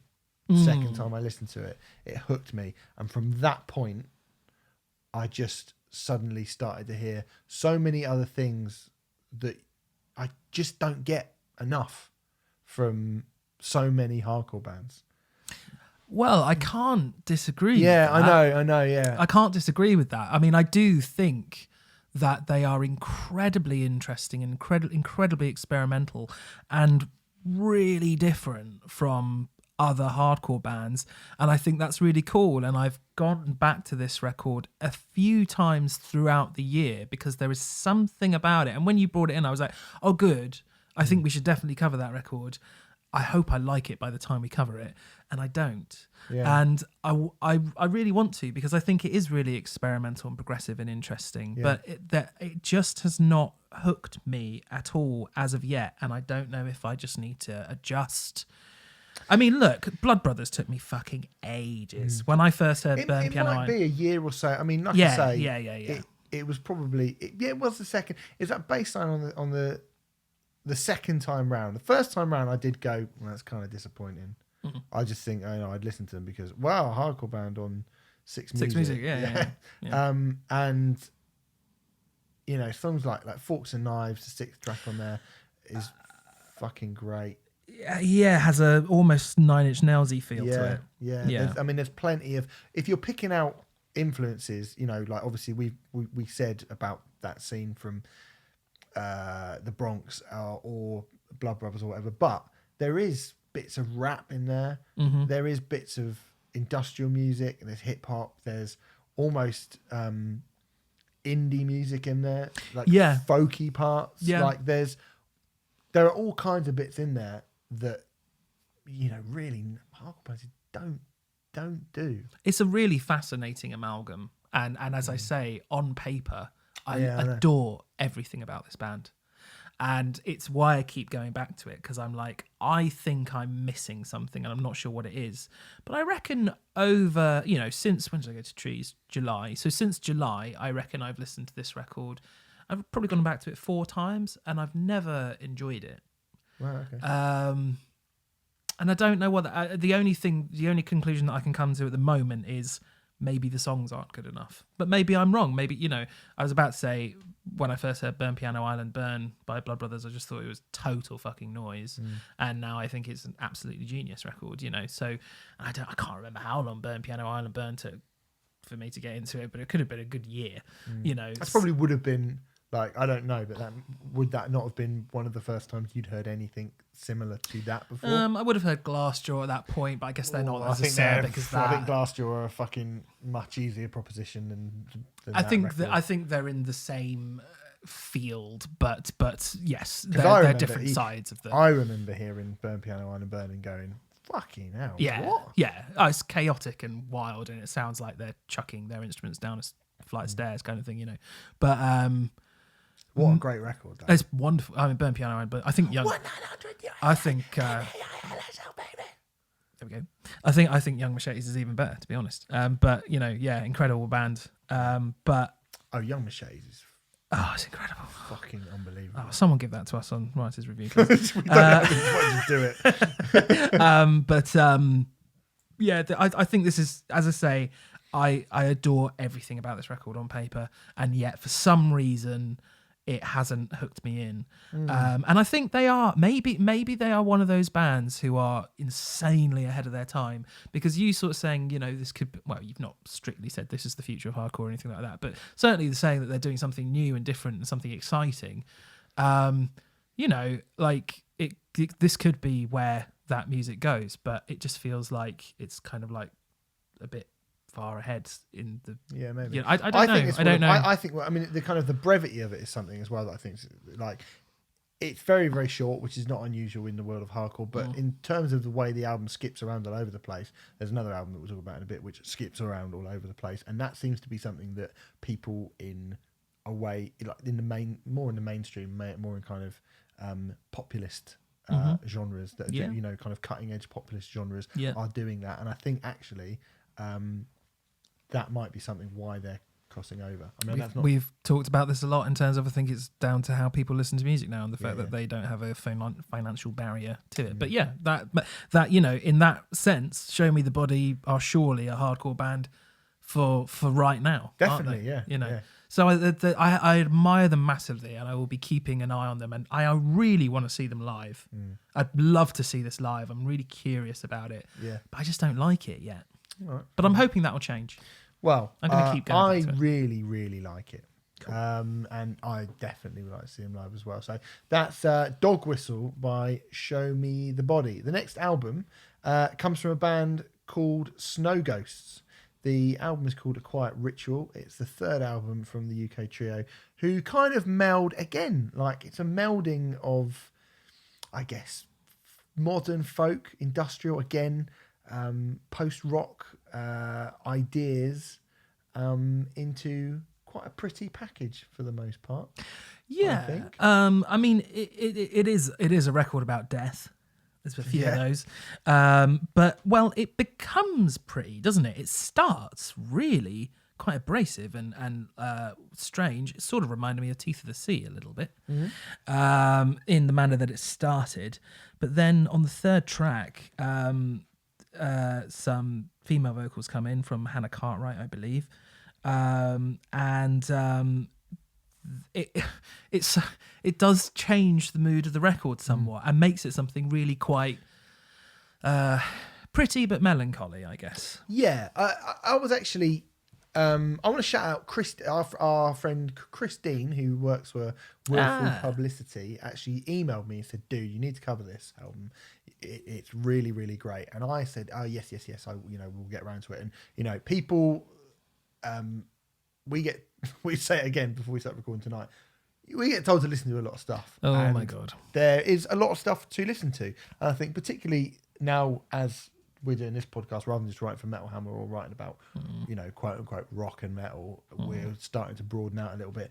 It has kind of doubled, trebled, quadrupled the amount of stuff that we've kind of made a rod for our own back slightly. Yeah. And it's not, it's not easy to try and juggle that stuff, but I do always try and give something a quick go. And he sent me one song from this record. Which one was it? I can't even remember. It was that long ago that I can't remember. And I was like, oh, that's cool. And I think I remember putting it in for, hey, this is out soon, maybe we should cover it, and we never got round to it. But when I actually came to finally listen to the record in full, because the first track that I'd listened to was, I mean, they've been featured on a lot of TV shows, actually. A song from their last album apparently was featured in season 3 of Teen Wolf. So, Great. Yeah. I mean, I that it feels very cinematic, and I mean, Yes. this is the closest to post rock we get this week. By I don't think this is a straight ahead post rock thing at all. Me neither. But you know, if this was described as post rock, I'd be like, yeah. Well, I think actually, I mean, you read their bio and it says they kind of came together over shared mutual love of industrial music, avant-garde pop, post rock, and folk is what they've actually kind of described themselves that is as. pretty much the four elements that make up this band. Yeah. And so I didn't quite, you know, I thought my first sort of reaction to it was like, well, this is the sort of thing you'd hear on an advert for Game of Thrones or whatever. Do you know what I mean? Like that. That was what I heard first of all, and I was like, oh, you know, it's quite kind of lush and sweeping, and there's lots of those sort of bands. I mean, again, to bring up, say, well, we said. Churches earlier, and I guess, you know, it's a similar sort of thing. Maybe Bat for Lashes or something I kind of referenced as well. And my first initial thing was, oh, it's going to be a bit like that, you know. And then actually sitting down and listening to the record, I was like, oh fuck, It's not darker at all. than Not those. at all. Yeah, much darker. Not at all. Like really quite dark, to the point where I thought we were going to be covering it as a kind of female singer-songwritery solo artist realm. I'm kind of surprised that this hasn't been picked up on, or at least I don't believe it's been picked up on by the rock press to go in alongside Chelsea Wolfe and, you know, that whole, they, you know, obviously they want to call it death gospel. I'm kind of surprised that the rock press haven't bothered with Snow Ghosts at all. You know, because they haven't, I don't think. No, I mean, I didn't know about them until you brought them to me. I really like this. It's right up my street in terms of it being sort of difficult to define, odd, dark, you know, stuff. I'm a big fan. I'm a massive fan of like ethereal female vocals over the top of that kind of thing now, and that this has that a lot. And there's some really interesting instrumentation that they use. They use this thing. What's it called? It's like a Carnyx. Oh, it's spelled Carnyx, and they had to enlist the services of a guy called John Kenny, who's one of the few people in the world who can now play it, because it's basically an ancient instrument. Right. And there's some really interesting sounds as a result of the weird instrumentation that they get on it. There's some interesting sounds on this record that you just don't hear anywhere else. And it's a really interesting hybrid of a lot of different elements. I really liked this. I mean, I guess it feels like a me album, doesn't it? But I you know, and they're from Bath, which is nearish me.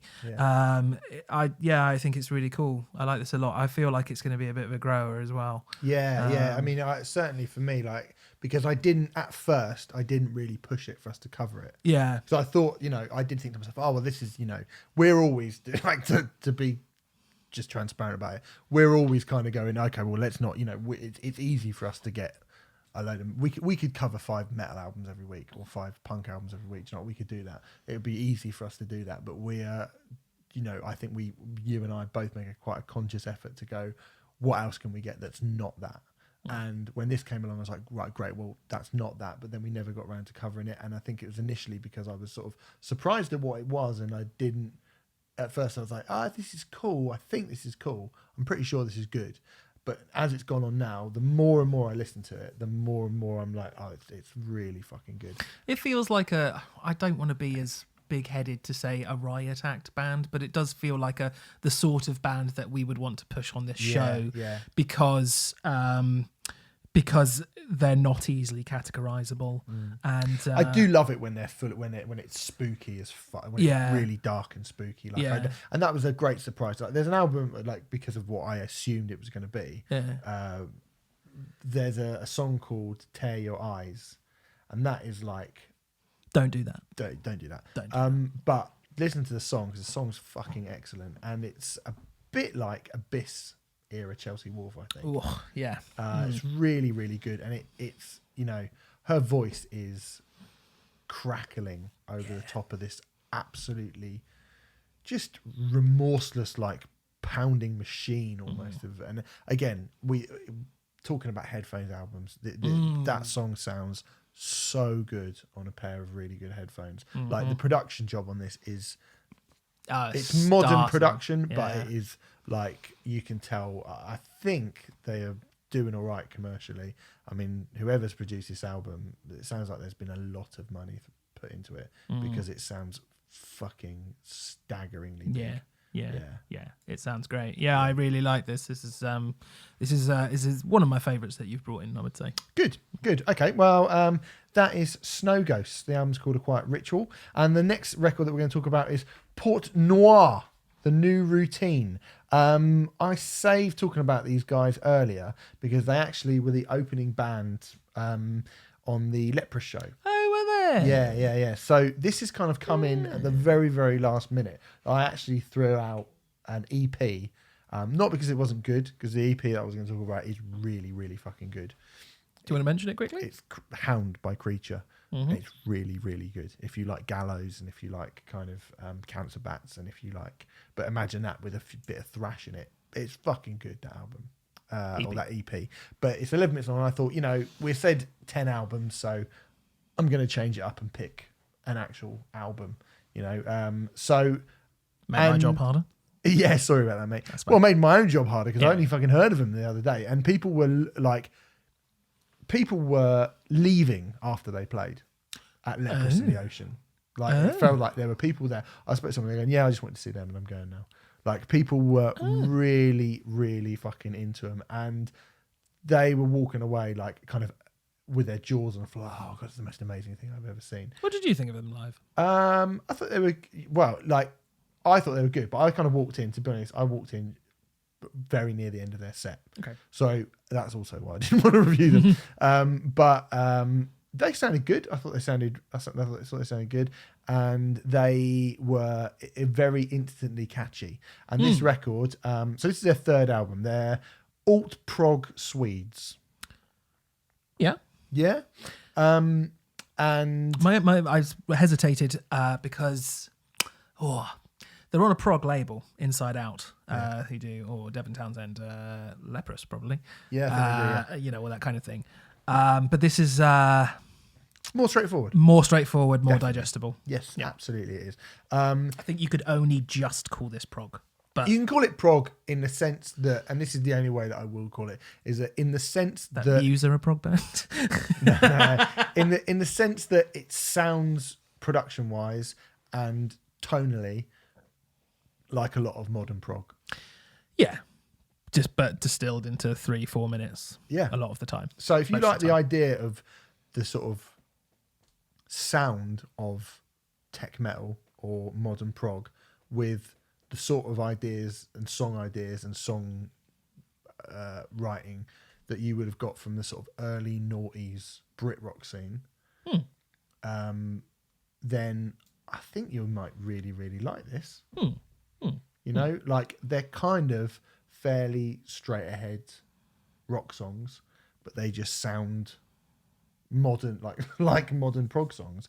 And they reminded me a bit of Arcane Roots as well, a little bit at points. Yes, I can see that a little bit. I suppose they have that kind of good, that amalgam of quite poppy elements, but with darker Cynthia sounds and heavier sounding. Cynthia Sounds, is that your name? Cynthia Sounds. It's actually my porn name. It has I can sort of see that. I mean, You don't seem convinced, Brimfree. Well, I the Arcane Roots comparison, I think Arcane Roots are far superior. I think Arcane Roots definitely are a band who aim for something quite a lot higher than this band is. Yes, I think I would agree with that as well. I think they are a really interesting amalgam. The band themselves say that they are inspired by Rage Against the Machine, Death from Above in 1979, The Weeknd, Daft Punk, and Queens of the Stone Age. Well, that shameless Bulls on Parade ripoff on the song 13. We were just listening to it as we set up, and it is literally one note off of Bulls of Parade. I mean, I can see elements of all of those bands, more so some than others. I I think this is kind of interesting, but maybe because it's a slight version of stuff that I like. Yeah. I'm a little bit like I think there are Agent Fresco parables with this band as well, and they kind of sound a little bit like Arcane Roots, a little bit like Agent Fresco, but for my money, not as good as either of them. Yeah, I'd agree with that. I mean, to be clear, I brought it in because I brought it in for two reasons. One, because I heard them and I saw the reaction to them, and I thought, fucking hell, people obviously really, really love this band. So I think it's definitely something that we should, at least like look into. It's definitely interesting. Yeah. Secondly, I thought it was a little bit different from everything else that was on the show this Definitely. week. But ultimately, is it a great record? My first kind of run through, the first sort of 3 or 4 songs, I was like, this is really good. They don't always. At some points, I just think it often goes a bit too close into that, like, almost. Like, I think the songwriting is slightly of a higher, more mature standard, but almost stuff like Young Guns and that, like, Raw Power Management shite. I'm sort of glad you said. I mean, I like Don Broco, so I'm not sort of slagging off everything, but the kind of, like, Top Man t-shirt, fucking bland twats bands that were sort of clogging up the British rock scene about 5 years ago. I'm glad you said that in a way, because there are points on this record, and it's never like a whole song, but there are points on it where the poppiness is just a little too poppy for me. Yes, I think that is a problem. I mean, oddly, when that absolutely blatant... only if you don't like that sort of thing. Yeah, but why would you like that sort of thing? They reminded me another band that came out who got Agent Fresco comparisons, and I was like, yeah, they're like Agent Fresco, but not as good. A few years ago was Nothing But Thieves. Do you remember that band? Well, mate, they played with Bring Me the Horizon. They supported Muse during their headline. I mean, they're doing enormously well, and I don't think they're a quote-unquote bad band, but they are a band who take bands that I adore and simplify everything and just shave off all the harder edges. And I just kind of like, why would you listen to that when Agent Fresco exists? But, it's because some people want those hard edges shaved off. I actually prefer Port Noir to Nothing But Thieves, probably. Yeah, me too. Yeah, I do. Another comparison I made. This one was a little bit weirder, but I thought in parts they sounded a little bit like Royal Republic on a hangover. I thought they sounded a bit like Royal Republic, but then I thought, God, if I say that, people are going to go, "Are you mad?" I might go, "Are you mad?" Well, yeah. I mean, I think the hangover part is important because they're never as happy and like party as Royal Republic. But yeah, I think maybe it might just be his accent. It might. I mean, they are Swedish. Yeah. It could be that. But yeah, I couldn't. That was another way to sort of look at it, rather than being like Agent Fresco light, maybe Royal Republic but darker. Yeah. And the songs are, Royal Republic write great simple rock songs. Yeah. And this essentially really, they are simple rock songs. Yeah. Like they might sound tonally like a prog band, but I don't think there's anything particularly challenging about this record. Well, and that's fine. Yeah, it's why it's not to get too music industry on you guys, but it's why it's interesting that it's coming out on Inside Out, who are predominantly, they're like a German proggier than prog label. That's why it's an interesting signing for them. Yeah, because you can see why they signed them, but at the same time, it's a bit of a risk for them. I think it was, But yeah, I mean, well, and you look at the people they've gone out with, and they're clearly like they're pushing going, pushing in that it, direction. yeah. But they probably could play with some of those bands that we mentioned before, and no one would really like go, "What the fuck is this?" Do you know what I mean? Like if you put Leprous on with. If you put Leprous on with Young, I don't know if Young Guns are together. If you put like Leprous on with Young Guns or whatever, people would go, "What the fuck is this?" Yes. Whereas if you put this on with Young Guns, people would go, "Oh, okay." Yes, I think. For the most part, they'd be like, "Wow, this band sound like nothing I've ever heard of before." Because people like Young Guns are the worst things in the world, aren't they? The worst. But yeah, they would. I think I mentioned it already, but Muse as well. I think if Muse. this band supported Muse, I think that would actually work quite well. They don't have the sort of histrionic elements that Muse do, but I could see it being a good package. Yeah, for sure. But anyway, have a little listen, see what you think. It's all right. It's got some pretty good. I think there's some really good songs in it, but I also think it's not. It didn't hold my attention for the entire time, but it certainly is interesting. That's Port Noir, the new routine. The next record we're going to talk about comes from Ashbringer.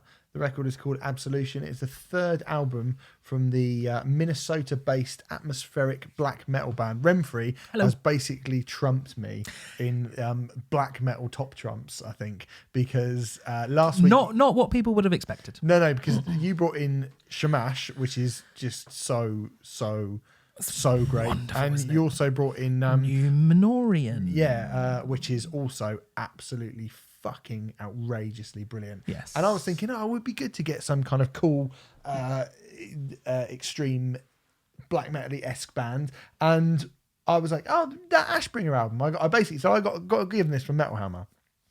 And I had a couple of listens to it. And at first, I was like, not sure about this. It's not great. It's going to get a kind of fairly lukewarm review. And then... a couple of listens in, it did that thing which it kind of, I think a lot of atmospheric black metal bands do, where where it sort of slowly, subtly, my opinion of it started to change, and it felt like I could hear, the shapes started to form clearer in my mind about what they were trying to do, and particularly towards the end of the record. And it's a long record, it is a long record, and 68 minutes, and it's too long. It's too long. It's definitely too long. Too long. But there's a couple of times in it. I mean, Spiritual Architecture, which is the 7th song on it, which is nearly just under 10 minutes long. It's 9 minutes 22 seconds.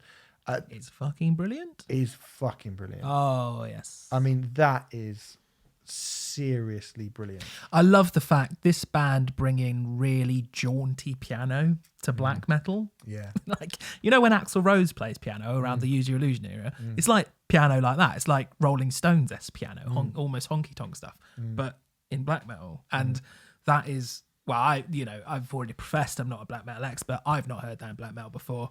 And I think it sounded really fucking cool. Yeah.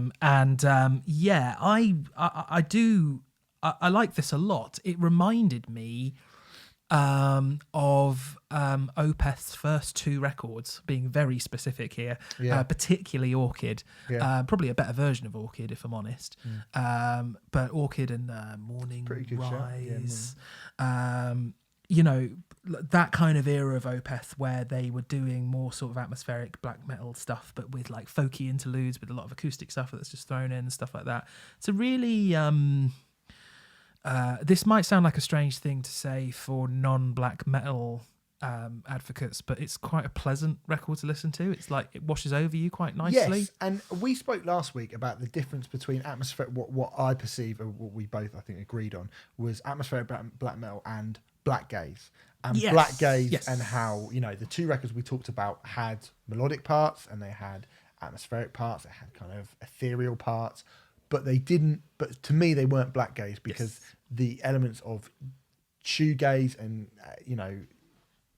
sort of mid-80s indie music, which is what that whole thing was taken from, are not there. I think I probably wouldn't go as far as to call this band a black gaze band. I don't think they're a black gaze band. No, but I think there are definitely more elements in it. But I think they've kind of interestingly taken some of the more aggressive elements of My Bloody Valentine or Ride or whoever, and have kind of put them in a little bit more. Do you know what I mean? Even some of the guitar playing is slightly Johnny Marr-esque. Yeah. I mean, obviously distorted to fuck. Yeah. And played at like treble the pace. Yeah. But I was like, there's, like they've definitely got a little kernel of that stuff in there. They're definitely not just taking from black metal. No, they're definitely not just taking from black metal. And they're, again, I think kind of a bit of folk metal gets in there as well. And you mentioned the piano, which I think the piano parts in it are fucking brilliant. Yeah. And they're a cool band. I think I could love this record. I think I could really love this record. I think I could really love this band. And I do like this record a lot. I do think it's good. I just think there's a tendency within black metal that we spoke about last week from purists to have a production job which is shit. Oh, I'm so glad you said that. And the production on this is shit, isn't it? I have 2 issues with this record. A, the length. Very quickly, I don't think a song should be omitted from this album, but I feel like every single song could do with a bit of shaving and snipping here and there. Yeah. The production on this album, I want this. We were talking about last week about how amazing that Smash record sounds, and to a lesser extent the Numenorian record as well. But you know that the difference between the Biscuit Tin black metal and black metal that's actually produced well. This isn't Biscuit Tin metal, black metal. This isn't this isn't like early Mayhem or anything like that. But it still sounds. But the cheap. production is bad, not very good. It's bad. It is bad. The songs are good, and It's you will so have to annoying. listen. I think you like I said, I probably listened to this 5 times when I was reviewing it for Hammer, and I was like, I was actually writing the review, going, "It's crap. This, like, it's no good." No, I don't think I said it's crap, but I think I was going, you don't need this record in your life. And then it was when Spiritual Architecture came in, and suddenly I was like, hold on, am I being stupid here? Because this suddenly sounds really good. And then I listened to the record again, and I think I just got used to the production. And I started to go, fucking hell, these songs are good. Well, that's the thing. These songs are really good. But I think if you listen to this record half a dozen times, you will just get used to the production. It's not a disaster, the production. But one thing I will say, I was like, okay, who the fuck produced this, and what were they thinking? It's self-produced. And maybe they can't afford to get a producer in. Maybe they just wanted to take that decision because they wanted to save some money or whatever. I don't know. I was trying to think, is it because they want to go for that old school black metal vibe? And I don't think it is. No, yeah, I wondered if it was that. But then I think if they were doing that, then they wouldn't be putting so much jaunty piano in it. Yeah, there's so much in it, which is like anathema to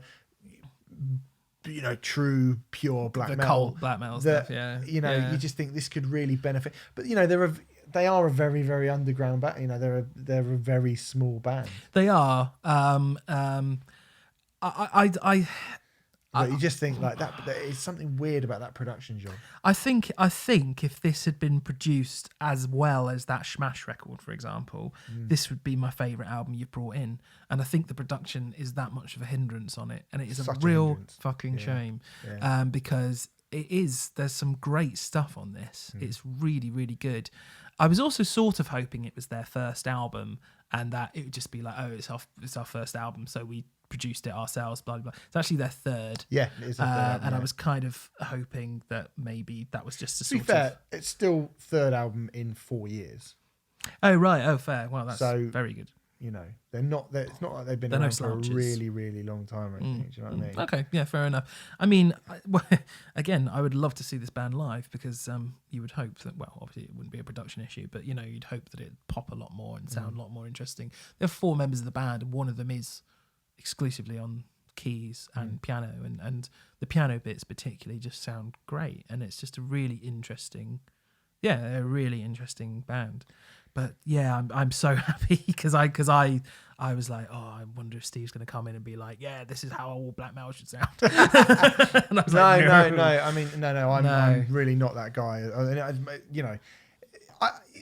I don't dislike in the same way as I don't want to change the production on like when we did the MDC record. I don't want that changed at all. Like, but if a hardcore band came up now, if the Show Me the Body album was produced like the MDC album, no, thank you. Like, do you know what I mean? The world has moved on. Yes. And if they were just playing Like there's a band who I nearly brought in, an album that I nearly brought in, which I'm kind of glad I didn't, bearing in mind how you feel about the by Witch Trail, which I don't think is actually out yet, but it's a similar sort of thing, and that is just like I really like it. It just fucking sounds like Venom. Right. Do you know what I mean? Like, but it is just like it's gargling horror. But you know, they are not attempting to do anything with piano or atmospherics, or they're not bringing in these kind of My Bloody Valentine bits. They're not bringing any of these kind of folky elements into it at all. They're just it's glass gargling black metal, and I don't mind it sounding like that if that's what you're going to do. But this would really benefit. This sounds like it deserves better. Of course, the songs on this album deserve better production, and it's frustrating. But it's excellent. You should listen to it if you like that sort of thing. And I'll tell you what as well, keep an eye on them for when they're like, hopefully, I'm almost tempted to buy this on vinyl and to or buy a t-shirt or do something and go, right, let's get people actually listen to this band so that they can afford to get a producer in who are going to make them sound like they should sound. Because if they write an album as good as this, but it can't, but they get fucking a real producer to come in and actually do something with them, they could be fucking great. And I really do hope that they do that. And also, like, I mean, it's people's different. I mean, I end up giving this 7 in Hammer, and I would stick by giving it a 7 because I think the quality of the songwriting is good enough to be worthy of that. And somebody actually put on there's the Metal Hammer Facebook page. And somebody put whoever reviewed the Ashbringer album is a moron because it's the best album of the year. And I just think even if you compare it to the only 3 black metal albums we've covered in the last 2 weeks, it is some way behind both of those other 2 records. So, but what's annoying is I think if it had an amazing production job, I think we'd be talking about it probably going toe to toe with them. Yeah. Definitely. So great songs hampered by just unusual production choices. Yes. Just weird, weird product. But anyway, the band are called Ashbringer and the album is called Absolution. Give it a listen. See what definitely give it a whirl. Yeah. Okay, let's move on. The next album is from Life of Agony. The album is called The Sound of Scars. It is, the 6th album from the New York hardcore legends. The 2nd album of their second comeback, if you like. This has been called a thematic sequel to 1993's legendary debut album, River Runs Red. If you have ever paid attention to pretty much anything I've ever done, really, you'll probably be aware of how I feel about Life of Agony. They're one of my favourite bands from that era, from that scene. I love pretty much everything they've ever done, I have to say. I mean, even I really liked A Place Where There's No More Pain. I really love Broken Valley, which was the one that came out in the kind of interim between Mina Caputo leaving and then the band getting back together kind of properly. I think Broken Valley is one of the most underrated records of the noughties. I need to go back to Broken Valley, I have to say. Fucking brilliant. A Place Where There's No More Pain was really good, I thought, at the time. I'll be a liar to say that I listened to it very much, if at all, at this point. I would kind of cherry pick a couple of songs out of it, but I wouldn't say that it's a record that has stuck with me like the rest of their back catalogue. I won't lie, it kind of bounced off me. I wanted to like it a lot more than I did. Probably should have tried harder with it. It's probably a similar story to Polar Similar, the Nord Regime record, which we were talking about last week. But their second comeback record, if you like, did bounce off me a bit. Very, very, very quickly. I think Life of Agony are amazing. I don't love them as much as you, but certainly River Runs Red and Soul Searching Sun, which I believe is your favourite, isn't it? Soul Searching Sun is just so insanely underrated, even by their own fan base, even by the band themselves. Yeah. Well, Soul Searching Sun. It's fucking unbelievable. Soul Searching Sun is my favourite. Yeah, Life of Agony definitely record. my favourite. I would actually say River Runs Red, as good as it is the worst of those. I mean, Ugly's fucking amazing. I need to go back to Ugly as well. Yeah. So basically what I'm trying to say, I love early Life of Agony. I occasionally dip into latter Life of Agony. But So, Renfrey, what are you saying about the Sound of Scars? Well, I love the fact that they've made absolutely no attempt whatsoever to sound like a modern band. Yeah. If you had told me that this album was recorded and released in 1995, I wouldn't have batted an eyelid. It sounds so 90s. So 90s. And, you know, that's a bit of us. Yeah. So that's fine. I don't mind that myself. I don't think the majority of people who will be interested in this record will mind that either. No. It does make me slightly concerned in terms of like them being able to pick up New fans. And I do wonder how, you know, people who don't love the 90s in the manner that we do would respond to this record. But I have to say, I mean, you know, I just basically ran down River Runs Red and Soul Searching, some of my favourite Life of Agony records. The way I feel about this one at the moment is probably my third favourite Life of Agony record. It's pretty good, isn't it? It's really good, yeah. Really I really like this album. I am a Life of Agony fanboy. Yeah. Do you know what I mean? I missed their London show this year, which I was really fucking pissed off about, but it was on the same night as something that I had to do, which was not a very nice thing that I had to do either. Yeah, I was really, really annoyed that I didn't get to go to that show, but I didn't get to go to that show. And, you know, I've seen them a few times, you know, pretty much every time they've come back, and they're always fucking great live. But it's weird when you get a band who's just been around for that long. That second, I wasn't that excited about this.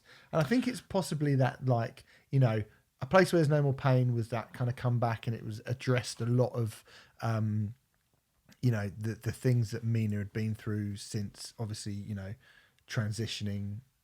And I sort of thought to myself, well, I guess that's that done, and that's maybe as good as it's gonna get for them. And although that album's got some really good songs on it, some really, really, really fucking good songs in it, like I said, it hasn't really stayed with me like the rest of their back catalog. No, quite, yeah. So, you know, I did sort of go into it going, oh well, you know, we'll probably get even less.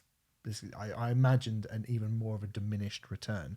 But what we've got is actually like a kind of concept album of sorts of, you know, like life in, it feels like I say again, the 90s, it feels like this is Brooklyn in 1994 or something, you know, and life on that street. And well, it's a thematic sequel to River Runs Red. Yeah, River Runs Red is about a person who wants to commit suicide, basically, and sort of ends with blood, what sounds like blood dripping in a bathtub.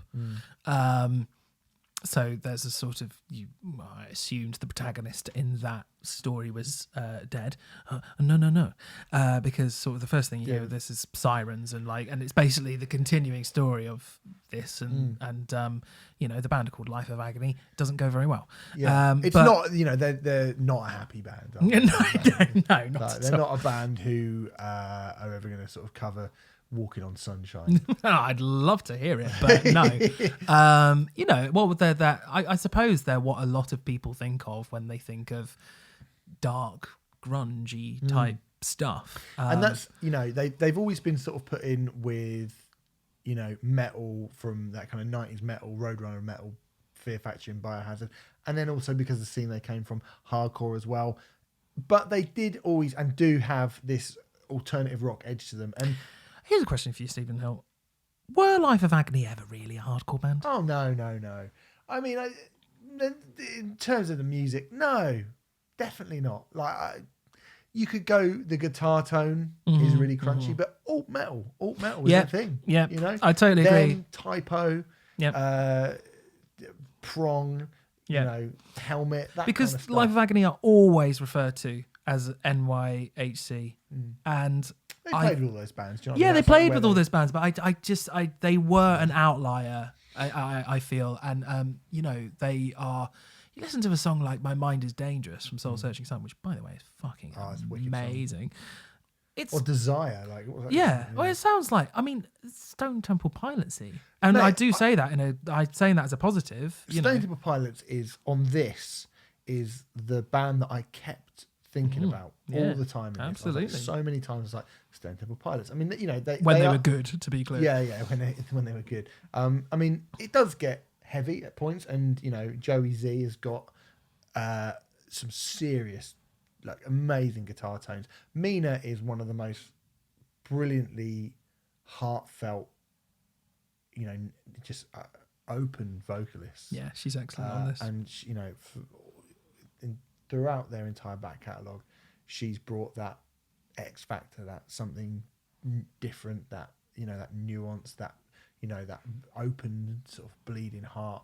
Like this is experience my soul. Like such an open person, and her melody's really cool. and her she's got an fucking amazing voice. Like her melodies are so great. Yeah, and when they go, it takes you a little while to realise that they're as catchy as they are. But after a few listens, you're like, I cannot get that song out of my head. Yeah, there's one track 12, "Weight of the World," which is more of a kind of balladic one. You mentioned "My Mind Is Dangerous." I said "Desire" from sort of Soul Searching Sun. They're about they write their kind of slower numbers. Their calmer numbers are just fucking. They do things that those other metal bands that I mentioned, well, maybe Type of Negative could. They just wouldn't want to, but they just couldn't do. Do you know what I mean? I can't imagine Helmet or Prong being able to write a kind of sensitive alternative rock song. Nope. And and it not be schmaltzy and shit. Yeah, and it still be like, this sounds, it's good. Yeah. I it's annoying because I can't put my finger on what makes it not schmaltzy and shit. It just isn't. I don't really know why, but yeah, I'm with you 100%. Yeah, I mean, I really love Life of Agony, and I think we would have, again, this is a band who part of me was like, I'm not going to press too hard to cover it, because ultimately we'll either go, oh, I love Life of Agony, and or I'll be going, oh god, it's a bit of a crappy Life of Agony album. I did just think, kind of, what's the point? I didn't want to listen to it. I was really cynical about this. We've talked about second albums that come back after a comeback. Yeah. I didn't think all that much of a Place with No Pain. Maybe I should return to it. I didn't listen to it all that much, admittedly. And the whole kind of thematic sequel to our biggest album, River Runs Red, all sounded a little bit desperate to me. And I was basically like, I don't want to come on this show and say bad things about Life of Agony, especially in front of Stephen Hill, probably their biggest fan. And I genuinely, when you brought it up, I was like, okay, well, it's your choices. I can't argue it. I was so surprised, and so pleasantly surprised when it came out. I was like, this is cool. This is great. I wouldn't have put it, if it was shit, I would not have bothered with it, because I wouldn't want to. It's the same thing as, when I was doing something with the other podcast, I was like, when the last Helmet album came out, we're going to cover the new Helmet album, and I was like, nah, no way. Yeah, I'm not slagging off Helmet, but I would have had to, because that album sucks. Yeah. So anyway, hooray, it's really good. It's still good. It's really good. Yeah. I love that last song. What's it called? I Surrender. Yeah. Really good. Yeah. Very, very good. Although, if you don't like the 90s, you probably don't need to bother, to be honest. If you don't like the 90s, you have got a real problem in your hands, I'm afraid, my friend. All right, let's move on. That's Life of Agony, Sound of Scars. Next album comes from Throes, In the Hands of an Angry God. Has any album ever been more aptly named? The debut album from the Idaho-based Sludge Bastards, out on Holy Raw. This album came out the week we reviewed Thy Art Is Murder, and I didn't realise it came out that week. And so I had a mini go at you. You should have done the Throes album. So we've kind of already covered this a little bit, although not really, because we just said it was good. Well, it's better than Thy Art Is Murder. Yeah, it's better than it is, but it's better than that Thy Art Is Murder album. Oh yeah, and we should have covered that and not that. Yeah. But although that sounds a little bit like you're going about this. No, I like this. This is good. Okay, good. Yes, Renfrey. There's something about a band, and I think I've said this a whole bunch of times, that if you are capable of just screaming till the blood vessels in your neck look like they're about to explode over hard, entombed style thumping, like bass heavy, sludgy, nasty hybrid of hardcore, early death metal, and just plain white noise.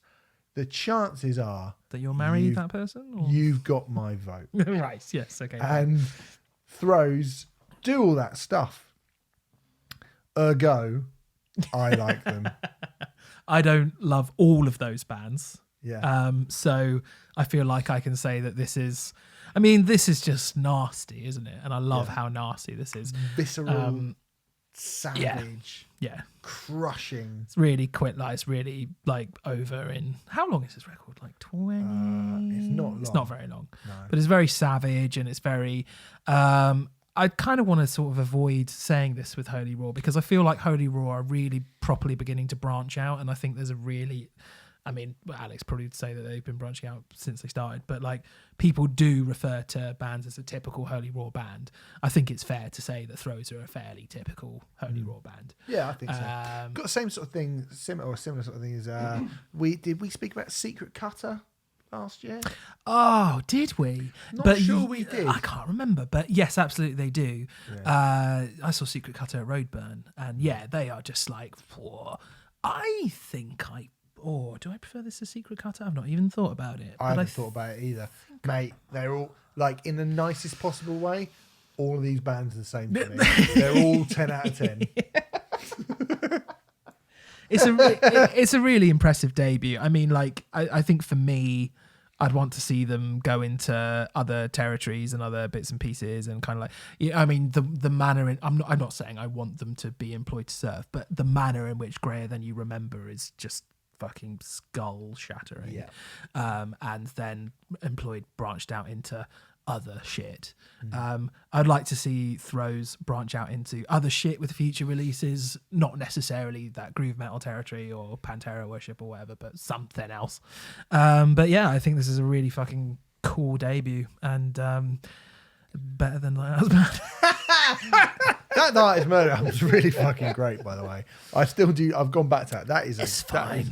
Nah, fuck off. It's good. It's good. I'm not having it. It's wicked. That in fact, it's wicked. That new Night is Murder album. It's really good. It's really reignited my love for The Art Is Murder. I think they're fucking brilliant. You can shove up your ass. But I wouldn't disagree that this is probably better.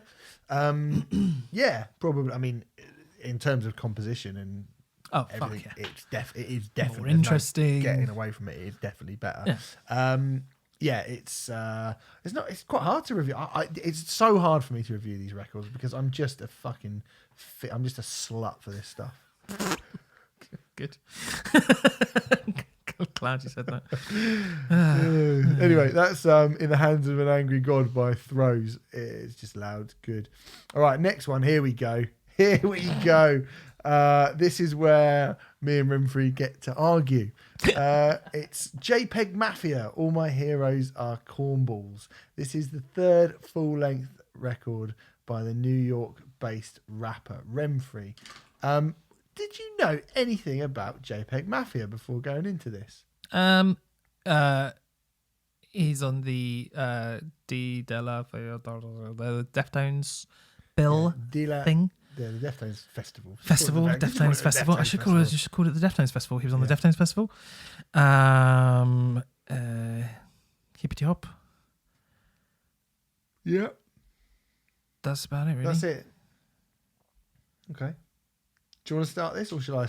I think you should start it. I mean, okay. I'm way out of my depth as usual. Okay, well that's absolutely fine. JPEGMAFIA is not someone that I had actually listened to prior to listening to this record, although I was aware of his work and I was aware that he was someone that I was under the understanding and impression that me personally, I have been told I would like. I was told that, this is what, if you want to listen to some hip hop, which will just fuck your head up, this is probably what you should listen to. And so post clipping, I have gone, oh yeah, I want to listen to a bunch of them. And obviously they, I think I said at the time that Clipping on their sort of related artists, JPEGMAFIA was one of them. And I listened to a bunch of other people who were of a similar vein. Experimental hip hop, kind of experimental hip hop, yeah. And this one was one of the ones that stood out for me the most.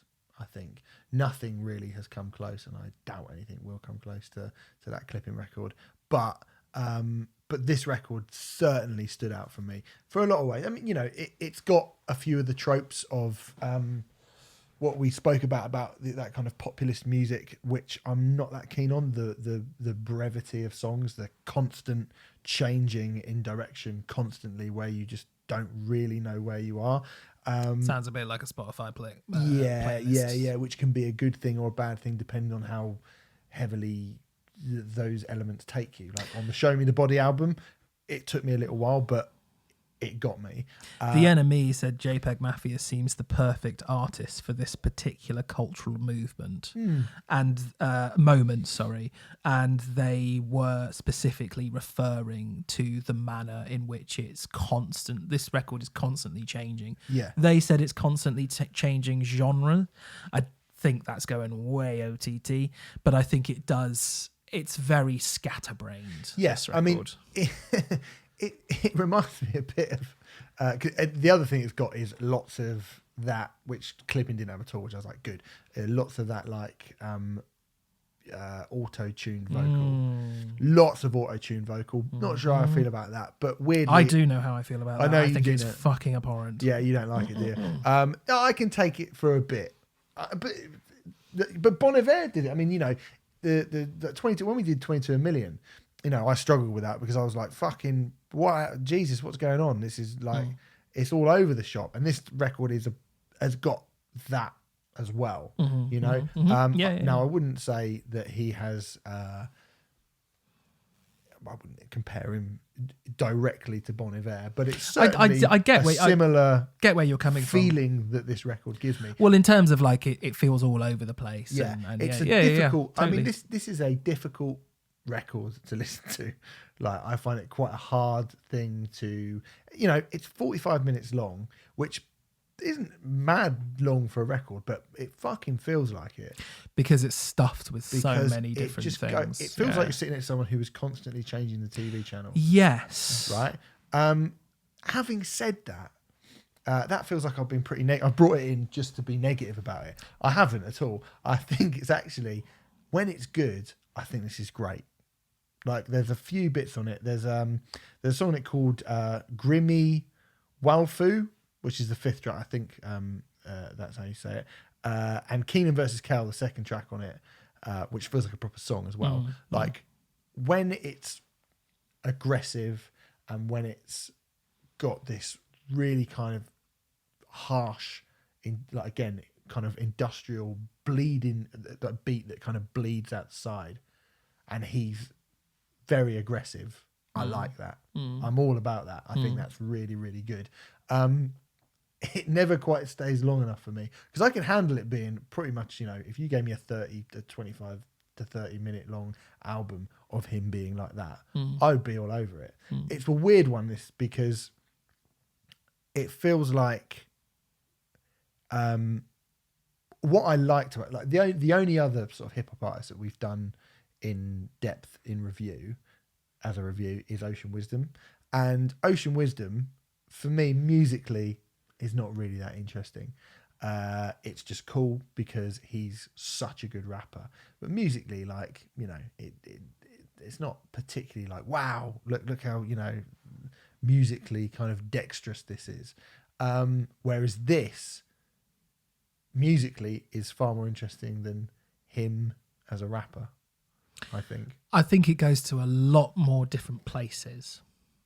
I'm not always entirely convinced that the quality of the places it goes to is good. I think sometimes it's really interesting. What was the example I was going to use? On Beat Mail Strategies has this really odd kind of almost guitar feed. Beta Mail. Yeah, wrote that down wrong. It has this weird kind of guitar feedback type thing which comes in, which is, is really interesting. There was a lot of times during this record where it made me go, it's interesting. Yeah. And I will say, I think that analogy of sitting down and someone changing the channels is a really, really good one. I think that will kind of almost tell you whether you'll be into this or not, because that could sound like a really cool thing and like, oh my god, it's all over the place and it goes to all these different places, or it could feel really, really irritating in that it never really, or I won't say never, it rarely settles in a place much. It's really, really like, here's a snippet of this and here's a snippet of that and here's this and that and that and that and that. It's like a hip hop record for the ADHD generation kind of thing. Is what it is. Hello. Do you know what I mean? It's like Snapchat hip hop. Snapchat hip hop. I like that. Yeah, exactly. What I admired about this is how, considering that it is all over the place all the time, I was really stunned at how cohesive it is. It almost feels like what makes it is cohesive is there's nothing cohesive about it at all. That might be what the cohesion is. Yeah. I'm not even sure. But, I was like, I found that incredibly impressive. There's a few records where it's gone to really, really create all sorts of places and it's felt cohesive, but it's a very difficult thing to do. I mean, I don't know. I don't think you were expecting me to enjoy this record or like it, and I don't think anyone who's been listening for a long time would be expecting it, because it has a lot of the hallmarks and issues that I've discussed in the past about hip hop and which bug me. He goes full in on that as well, doesn't he? Let's be honest. Say that again. He goes full in on that, doesn't he? He's not. He goes full in. Yeah, he goes like, full. Yeah, I know you said at the clip now. You're like, there are a couple of times I wish maybe you hadn't have said that. I mean, this is like the entire thing. You could go, let's rip up the entire lyric sheet and just throw it away, because I think he's very, very aggressive and he's not really particularly apologetic about. No. Like all of the things that you would expect an angry hip hop man to be saying is what he says. Yeah, but then I mean, one thing I will say, I don't think he's particularly postury, which is something which often annoys me about this sort of thing, and I don't think it's like postury in that sort of gangster rap sense. So I was like, well, that's something going. And he's actually got a bit of soul in his voice as well. I don't think he stays on that soulfulness enough for me to be interested in it. But occasionally I get these little bits where I'm like, you've got like almost a little bit of John Legend in you or something like that, or Michael Kiwanuka, isn't it? Yeah, like that stuff's. I'm into that. I think that's really, really cool. I think it's almost like I get really annoyed. The bugbear for me, I suppose, is like a lot of the music that we talk about. I mean, I suppose it happens less and less and less these days, but in a mainstream sense is tainted with this, it has all of these issues in it. It's misogynist. It's this, it's that. But hip hop gets a pass. And I don't really understand why. I don't think hip hop gets a pass. I think in a mainstream critical music sense, I mean, this album's really highly rated and reviewed. Like, got a score of 85 on Metacritic. I've not been through all of the reviews or anything like that, and I'm not saying that no one's mentioned it, because I couldn't say that or not. But some of the stuff that is said on this record, if it were on a rock record, would be absolutely pulverized. Oh yeah, I agree with that. I think something that has just bugged me, that just always bugs me about, I don't know if I could even call this mainstream hip hop, because it is experimental, but it feels it's mainstream in that. Well, he's attitudes. He's doing pretty good business. Yeah. He's not the biggest. I think this album, it debuted in the Billboard 200 on at number 105, which doesn't suggest that he is this massive mainstream kind of phenomenon. But we'll see, I guess. But it's his third album, and he's only been around for like 5 years, hasn't he? 5-6 years. So that that hypocrisy. I mean, you could argue that that's more an issue with the music industry rather than the people making it, but that hypocrisy annoys me so much. Like, Yeah, it it's not really, on really that, actually, irritates to be me. fair. But, Although I will say, actually, just super quickly, and I think a point that I've maybe not made clearly enough in the past when we've talked about these records are not made. They are not made for me. They are not aimed at me. Of course they're not, no. So it's kind of like it's why it's always a bit weird doing these records, because it's like it's very hard to. I try very hard to be like, let's be professional and say the things which you think are good about it. But at the end of the day, am I ever going to like a record like this when it's not? I mean, it's quite specifically not aimed at me. I don't think it's aimed at me either, No. really. Like, I mean, I don't think it's aimed at me. I think it's, part of our job and critical analysis is to put yourself in the position where you look at that from various different positions that aren't your own. Do you know what I mean? I think that like it's important to be able to do that if you're a good music journalist. I think, I've said some positive things about it. Of course, yeah. I'm not saying that you're incapable. You're not doing that, or you're not capable of doing that. Obviously, you have said some things about it. But yeah, like I get what you're saying. Like, obviously, it's a lot easier for you and I to review Life of Agony than it is to review this. Yeah. Personally, I like this, and I like the fact that I'm glad that music like this is being made. From what sense? From what perspective? Well, I just think that, this has, I would imagine he's got a chance of being a pretty big star. Yeah, I can see that I think happening. he's got a chance of being a pretty big star, and there is nothing on this record which is easy to digest. No. There's nothing on this record which is, I mean, the irony of this is that I don't actually think he's a particularly standout rapper. No, Do you know what I mean? He's don't not actually either. a great rapper. No. But everything around him, and like you mentioned, the little soulful bits, and when he's got a quite a big scream on him as well. Mm-hmm. Like he could be in, like, I'm sure if we get, hey mate, if you try harder, you could be in a metal band. But like he could, like, I'm not going to do that. But he could be, if he wanted to be in a metal band, I'm pretty sure he could be in it. He could do, heavy vocals, and I'm sure he can sing as well. So like, he's obviously very talented, and he's got so many ideas. And I don't want, I mean, we mentioned the Blood Brothers earlier. The first time I heard the Blood Brothers, I was like, what's about to happen? I don't know. And I do like records in that sense. I think it probably, it is made for someone who thinks about music and goes, I like to be surprised by music. I like to be shook by music. I like to be pulled from my comfort zone by music. And this record did that to me.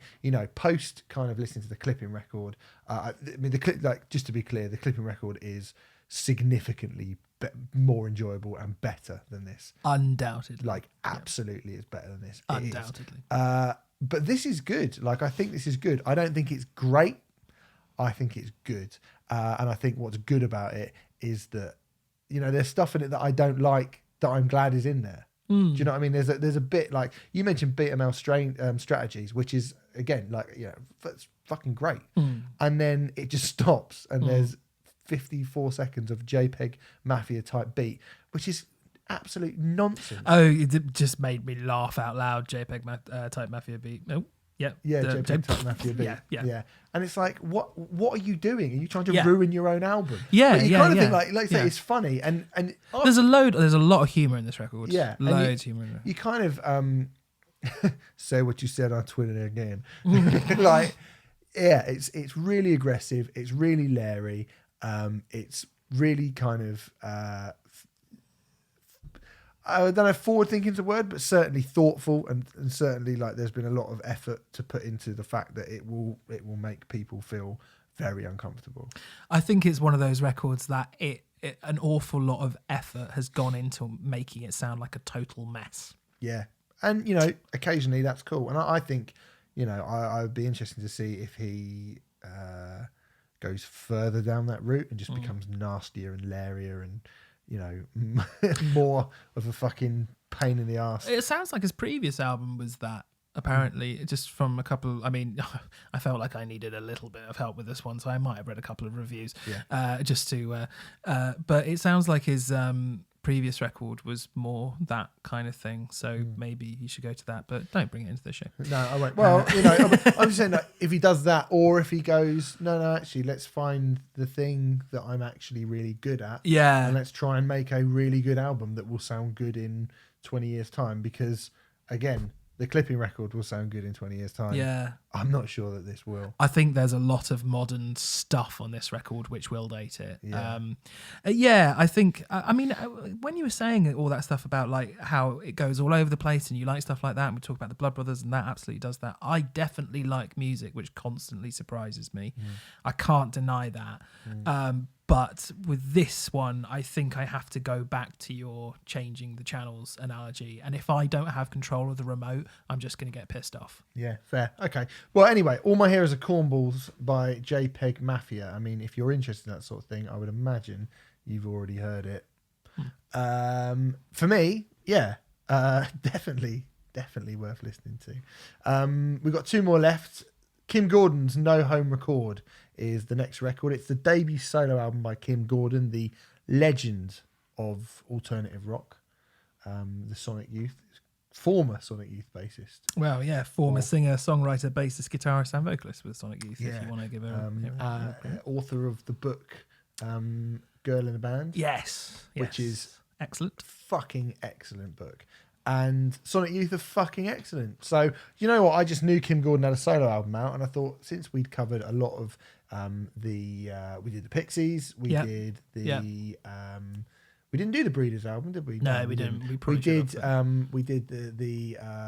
Sleater Kinney. I thought, you know, Kim Gordon being probably one of the most influential people from that movement, that kind of 90s Riot Girl thing. And also, if Sonic Youth was still a band and they released a new album, there is absolutely no doubt we'd be doing it. Over that. Absolutely. I did not expect this.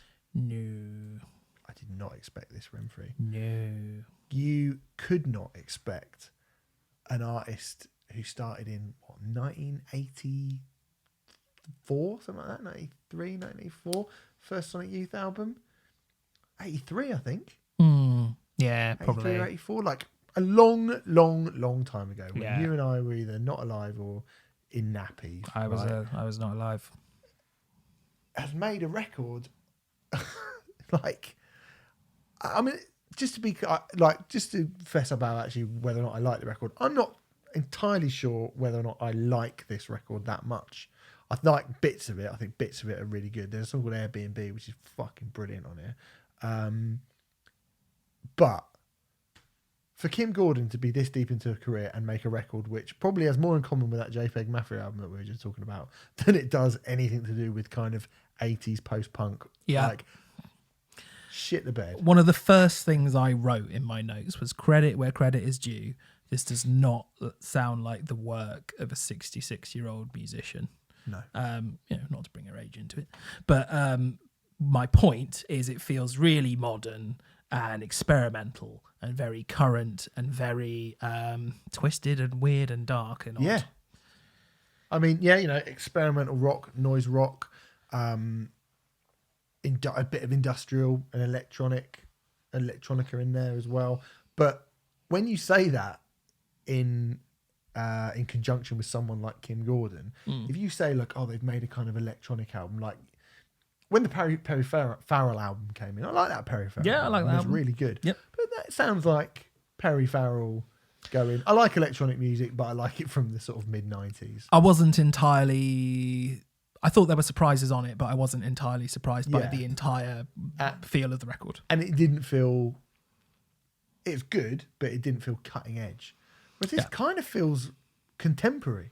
I definitely think it feels contemporary. It's pretty amazing, that. That's pretty amazing. Incredibly impressive. Yeah. Do you like the record? I hate it. Do you? Yeah, and I really... This is the record which I'm least keen to talk about because I've got an awful lot of respect for Kim Gordon and an awful lot of respect for Sonic Youth. I'm not a die-hard Sonic Youth fan, but, you know, all the classics, Goo, Daydream Nation, the Washing Machine one. Isn't it called Washing Machine? No. Murray Street, blah, blah, blah. When Sonic Youth are good, they were fucking amazing. I was lucky enough to see them live before they split up. They blew me away, blah, blah, blah. I didn't want to say anything bad about Kim Gordon. I hate this record. I hate it. I think all of that preamble that we just said, I stand by every word and I agree with everything you're saying. It's really awesome that someone who's been doing it this long has made a record this contemporary and modern. I think it's a very disparate collection of ideas and musical motifs which feel incredibly disjointed. There's no real sense of cohesion whatsoever. Actually, in a way, similar to the JPEGMAFIA record, it is similar but to somehow the JPEGMAFIA record, in a way, I actually think the JPEGMAFIA record is better than this album, which I did not think I would be saying. I'd definitely say that the JPEGMAFIA album is better than this. Yeah. There's a noisy eccentricity to the record, which is, really intriguing, certainly. But I just don't feel like there's any songs that ever hook me at any point. It's really interesting. I was looking at a lot of the reviews. There's nothing that I latch onto with this album. I was looking at a lot of the reviews, many of which have been incredibly positive, by the way. Yeah. And I was seeing a lot of reviews saying that like she marries noise rock to pop sensibilities. I mean, pop in the sense that the songs are like 4 minutes long, but other than that, I don't really know where. There's nothing that hooks me at all, and they just feel like really strange noise experiments that are half finished. I definitely prefer the noisy bit. So it's okay. So just so we know, I brought this in, I decided we were going to cover it before I'd heard it. Yes. Because I said to you, I think I'm going to put the Kim Gordon album in. To be honest, I was quite keen when it came. The week it came out, I was quite keen to. It came out in October. October was crackers crazy for records, but yeah. So I put it in, going like, we're going to do that because Kim Gordon, great, right? It's not a great record. No, that's not a great record. There's no getting away from it. It's not. I think like I said, there's bits and bobs on here, which I think I obviously definitely like it more than you because I think Airbnb is really good. Guardian said that Airbnb was one of the best rock songs of the year. Okay, well, that is insane. I'm sorry. Yeah, that is good, insane. But it is. But it's not that. But it's one of the good. best rock songs of the year, though. No, it's not that. It's not quite.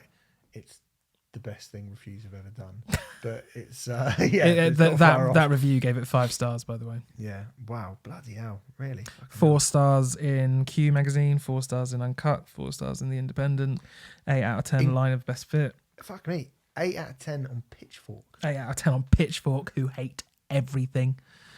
That's pretty mad. I think I prefer this record when it's full pelt and noisy. Oh, okay. There's not like I don't mind it at that point. I think I like when she's going full crackers, like really synth heavy, boom, boom, boom, boom, blah, blah, blah, and she's like screaming, like shouting. She's never really screaming over the top of it. When she's kind of wailing over the top of it, there are bits in there, and I go, oh yeah, this is good. Do you prefer a wail or a scream though? I prefer a scream. I prefer a scream to a wail. Yeah, me too. But she's not really a screamer, is she? She ain't a screamer. No. She's definitely a wailer. Definitely a wailer. And I think, stuff like on, like Hungry Baby, there's a bit of that. Earthquake gets a bit like, sort of second half of the record. But overall, it's not a great record, this. It's interesting, and it's interesting. To Kim Gordon's credit, that she is able to make a record which sounds so obnoxious and nauseating as it often does. Yeah. But there's daughters comparisons to be made here, I think. Yeah. In terms, not necessarily sonically, but just in terms of how this record made me feel and how uncomfortable I was. But it's, it's probably not one that I would go back to. I felt like there's a song called Cookie Butter on it. Which is probably one of the ones you like because it's super, super noisy. Yeah, I do like that actually. That gets fucking exhausting. That song. Well, yes, it does. It sounded like an acoustic cover of the Atari Teenage Riot set at Brixton when they supported Nine Inch Nails, as far as I was concerned. By the time we got to Get Your Life Back, the last song on the record, I felt like I'd been put off listening to music forever. I really don't like this album at all. I really don't like it. I think it is stunning that someone who's been doing it this long is able to produce a record that makes me feel that makes me feel that strongly about it. I really hate this record. Wow, fucking hell, okay. And I hate. I don't say that with any joy at all because I think Kim Gordon's a fucking legend, but I hate it. Well, I can see why you hate it. Yeah.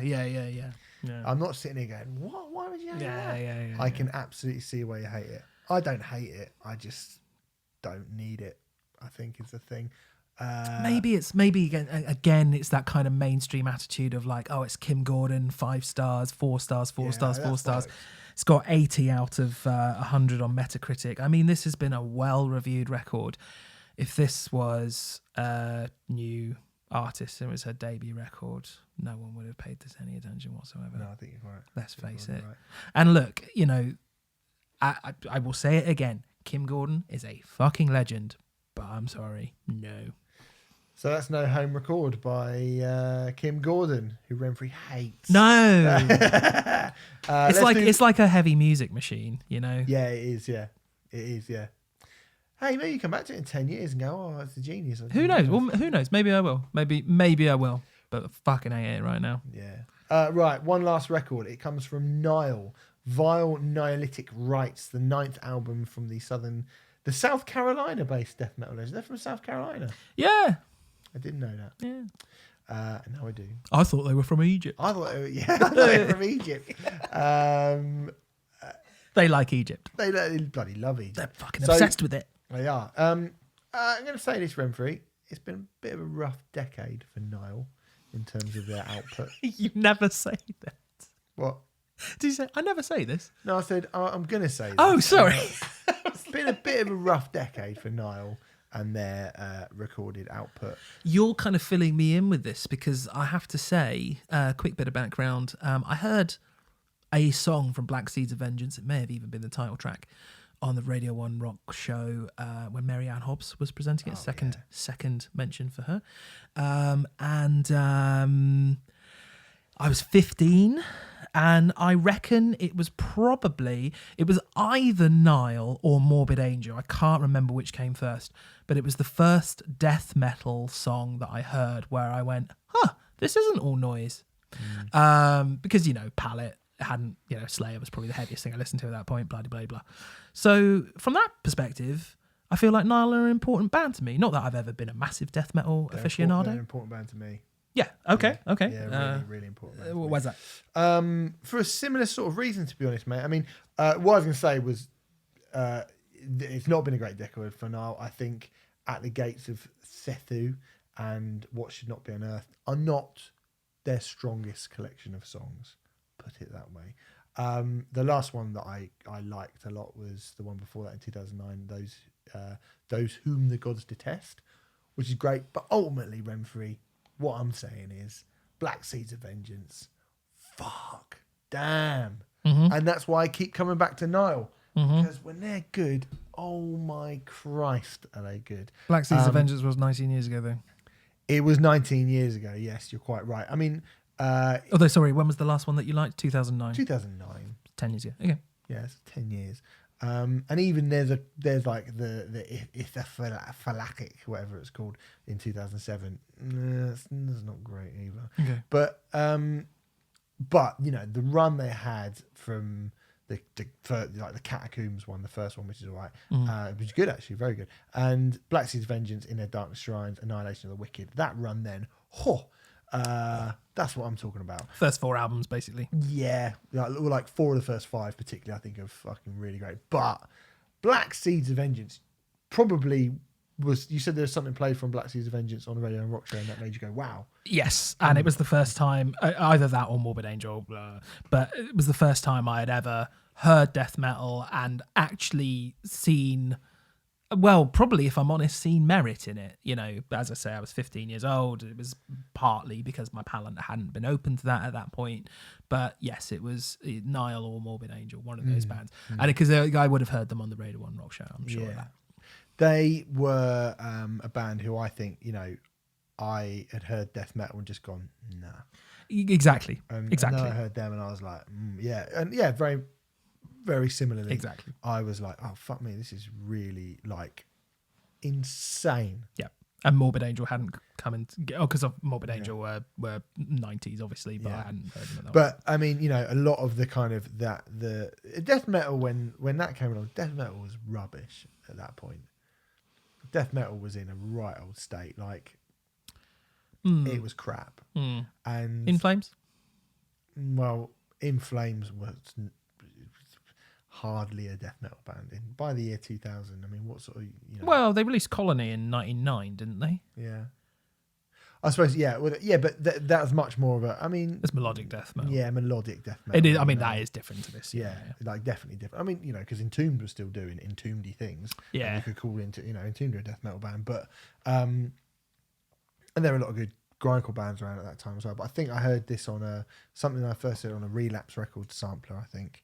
And I was like, that just sounds so beyond insane. Yeah. Whereas the sort of, when people were talking to me about Cannibal Corpse, you were talking about the sort of that kind of pre-kill Cannibal Corpse after the sort of the early classics, where it's all right, but it didn't exactly make you go wow. Yeah. I hadn't heard Dying Fetus at that time. I think maybe if I'd heard those Dying Fetus albums from around that time, I probably would have possibly felt a little bit different. But Headline download. But all of the bands from that time that I heard that were kind of supposed to be classic death metal, the albums they were putting out at that point were bum. You heard it first. And then Nile came along, and I was like, oh fuck me, this is fucking savage, so savage. And yeah, I really, really love Nile. That being said, they're hit and miss. Okay. I think that was the point I was trying to get to. So I went into Vile Nihilistic Rites. I always get a bit excited when a new Nile album comes out because I really like them. But I've learnt to temper my your expectations quite a lot. First listen through on this, I really liked it. I was like, oh, good. Feels like it's not as manic and mental as the early stuff. No. It started to feel like almost bordering on being a more straightforward kind of death metal band, as opposed to the wild and crazy, super progressive, unbelievably insanely technical stuff that they used to do. I was like, no, yeah, this is quite a kind of straightforward, just meaty death metal record. Yeah, bits of it are. Yeah. And bits of it are. That was my sort of first listen. And I remember actually stomping around in the rain, went to Asda, put it on, walked around Asda with the Nile album on, buying milk and yogurts, kicking people as I walked past. It's good. Just a normal Sunday evening. Just a normal Sunday. And I was like, oh yeah, good. Yeah, and I thought, yeah, we'll review this. And I wanted to bring it in because I like talking about Nile. Have to say, the more I listen to it, the more I go, don't know. It's all right. Yeah. Isn't it? It's all right. Yeah, it is. It's just all right. It's all right. It's just all right. And I don't want them to be just all right. I want them to be better than that. And then they're not. It's all right. Yeah, it's all right. I mean, I don't have a lot to say about it. Here's the things I do have to say about it. The bombast that begins Seven Horns of War reminds me of the evil villain entrance music from pretty much every Disney film ever made, which is... I think Seven Horns of War might be the best song on the record because it's absolutely fucking... stupid. It's so fucking stupid. It's kind of Nile meets Nightwish, isn't it? Yeah, I mean, it's ridiculous. Yeah. That sounds like I should hate it. Why are they doing that? But actually, you kind of have to just go. Sometimes somebody just goes. Sometimes somebody just pulls their pants down in the middle of the street, and you go, "Why did you do that?" And you kind of have to respect the fact that they did it because you're like, why? You never respect me when I do it. Do you? No, well, no. This is very irritating for me. No, I mean, actually, that might sound, when I say it, sounds like the evil villain entrance music for pretty much any Disney film. That might sound like a slight. I think that's actually kind of cool. Yeah. But, it sounds, metal, I mean, it's fucking bonkers. metal. Yeah, it's just bonkers. Yeah, it's metal. It's bonkers. What else did it like? Oh, there's a song on it called Snake Pit Mating Which Frenzy. is another great song. Well, That's I was like going to less say than 3 that's minutes. a great night out if you're on the old, if you're having a little mating Well, frenzy maybe. in a snake pit. Yeah. Just a recommendation. I for mean, anyone there. that is less than 3 minutes long, that song. That is a good song though, and I like it. I like it when he goes That's what- snake pit mating frenzy. Yeah, Yeah. fucking really good. Yeah. And also, what an image! I mean, yeah, it's pretty disgusting. I don't like snakes, so. Oh, no thanks. Nah, I really? don't like snakes, mate. Nah, fuck that. Why you don't need them, do you? Why? Why do they have them? Why does the world need snakes? Why? Oh, Who made but a snake and went, yeah? the keep that. logic of you don't need it. So why is They're horrible. I mean, okay, all right. We're not reviewing snakes. Well, good because they're getting 1K. 1K for snakes. Yeah. But yeah, brilliant song. Like there's a few you've picked kind of my two favourites. Yep, I've picked my two favourites too because I have nothing else to say about the rest of the record because There's it's a song just called The Oxford Handbook of Savage Genocidal Warfare. love the name. And that's a good song as well. Okay, The rest of it is a bit of a mush. yeah, it's fine. If you really like death metal, if you love it, I'd love to know what Sammy Irwin from Employed to Serve thinks of this record. He probably loves it. I bet he's like, yeah, I fucking love it because he fucking loves death metal. Yeah. But if I you like that. I'm you like death metal, Sammy Irwin I like it a loves- bit more than just I like death metal. I like it a bit more than that. But Do you love it? I think I think I do love it. Yeah, but I don't think I love it just because I love it. Do you know what I mean? I don't love Would it unconditionally. you- I don't love it, Renfrew. I don't love it unconditionally. Would you attempt to mate with it in a pit of snakes, Definitely not. frenziedly? I think Sammy Irwin would. Yeah, So hence, I think he would like this record. yeah. Well, But I think unless you adore, I think unless you just fucking, unless death metal pumps through your veins, I'm not sure if you'll get loads out of this album, and that's kind of okay. But I was just like, it's all right. That's all right. yeah, it's a shame. It's a shame that, but then it happens to a lot of bands, and it's been happening to Nile for a while. And to be fair, this is not a bad record. They've made some bad No. records. They've made some records where I've gone, now why? Like, Yeah. it's too long, and it's just I don't think just it's a mess. bad. But I don't think this is a mess. There's one or two. There's a like which is a spoken wordy bit which I wasn't sure about, where I was like, oh dearie. But no, no, it's not bad. It's just perfect. It's meat and potatoes, isn't it? Yeah, well, Meat and maybe. potatoes death metal, and that'll be enough for some people, and that's totally fine. But You are not that guy. I'm not that guy. I like some death metal. I dip my toe in to the death metal pool. There you It's a go. pool of blood. We're doing cattle obviously. decapitation next week, and I think that will sort of show up. I think we're doing it the week after, aren't we? Okay, yeah, Yeah. fine. But whenever we are we doing do cattle it. decapitation too. Yeah, so, yeah. Well, So- I wasn't too bothered by the Anthropocene scene. Well, So, and everyone fucking adores that record. Yeah, so yeah. that shows you how much I like death metal. Fair enough. Like Okay, well, anyway, that's Nile. No, Vile Nihilistic Rights is out now, and that's it. Just to Can I do a run recap. through? Yeah, a little Yeah, recap. just to recap what we did. I did Slaves of Fear, or Volume 4, Slaves of Fear by Health. That's the kind of LA industrial noise terrorists with what I thought was female vocals. Turns out it's actually not. Show Me the Body, Dog Whistle. Great kind of experimental hardcore that goes to all manner of places. Snow Ghosts, A Quiet Ritual. Again, an amalgam of folk and electronic music and post-rock, all kind of put into one lovely dark package. Port Noir, The New Routine, the Swedish, not really progressive, but definitely alt-rock band who just happened to be on an alt-rock label. Prog rock label.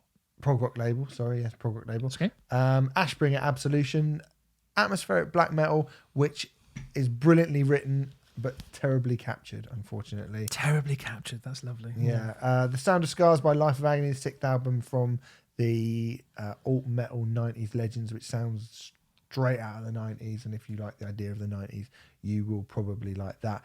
In the Hands of an Angry God by Throws, the debut album from one of them sludge bands that I just get my willy out over. Stephen Hill's love all the making time. music. Yeah.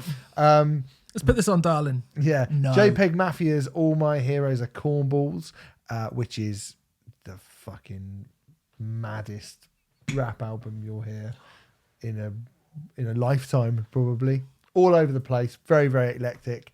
Very, very ADHD. But ultimately... ADHD hip-hop, we called it, didn't we? Yeah, ADHD hip-hop. Channel hopping hip-hop. Channel hopping Kim hip-hop. Gordon's No Home Records, the debut solo album by Kim Gordon from Sonic Youth.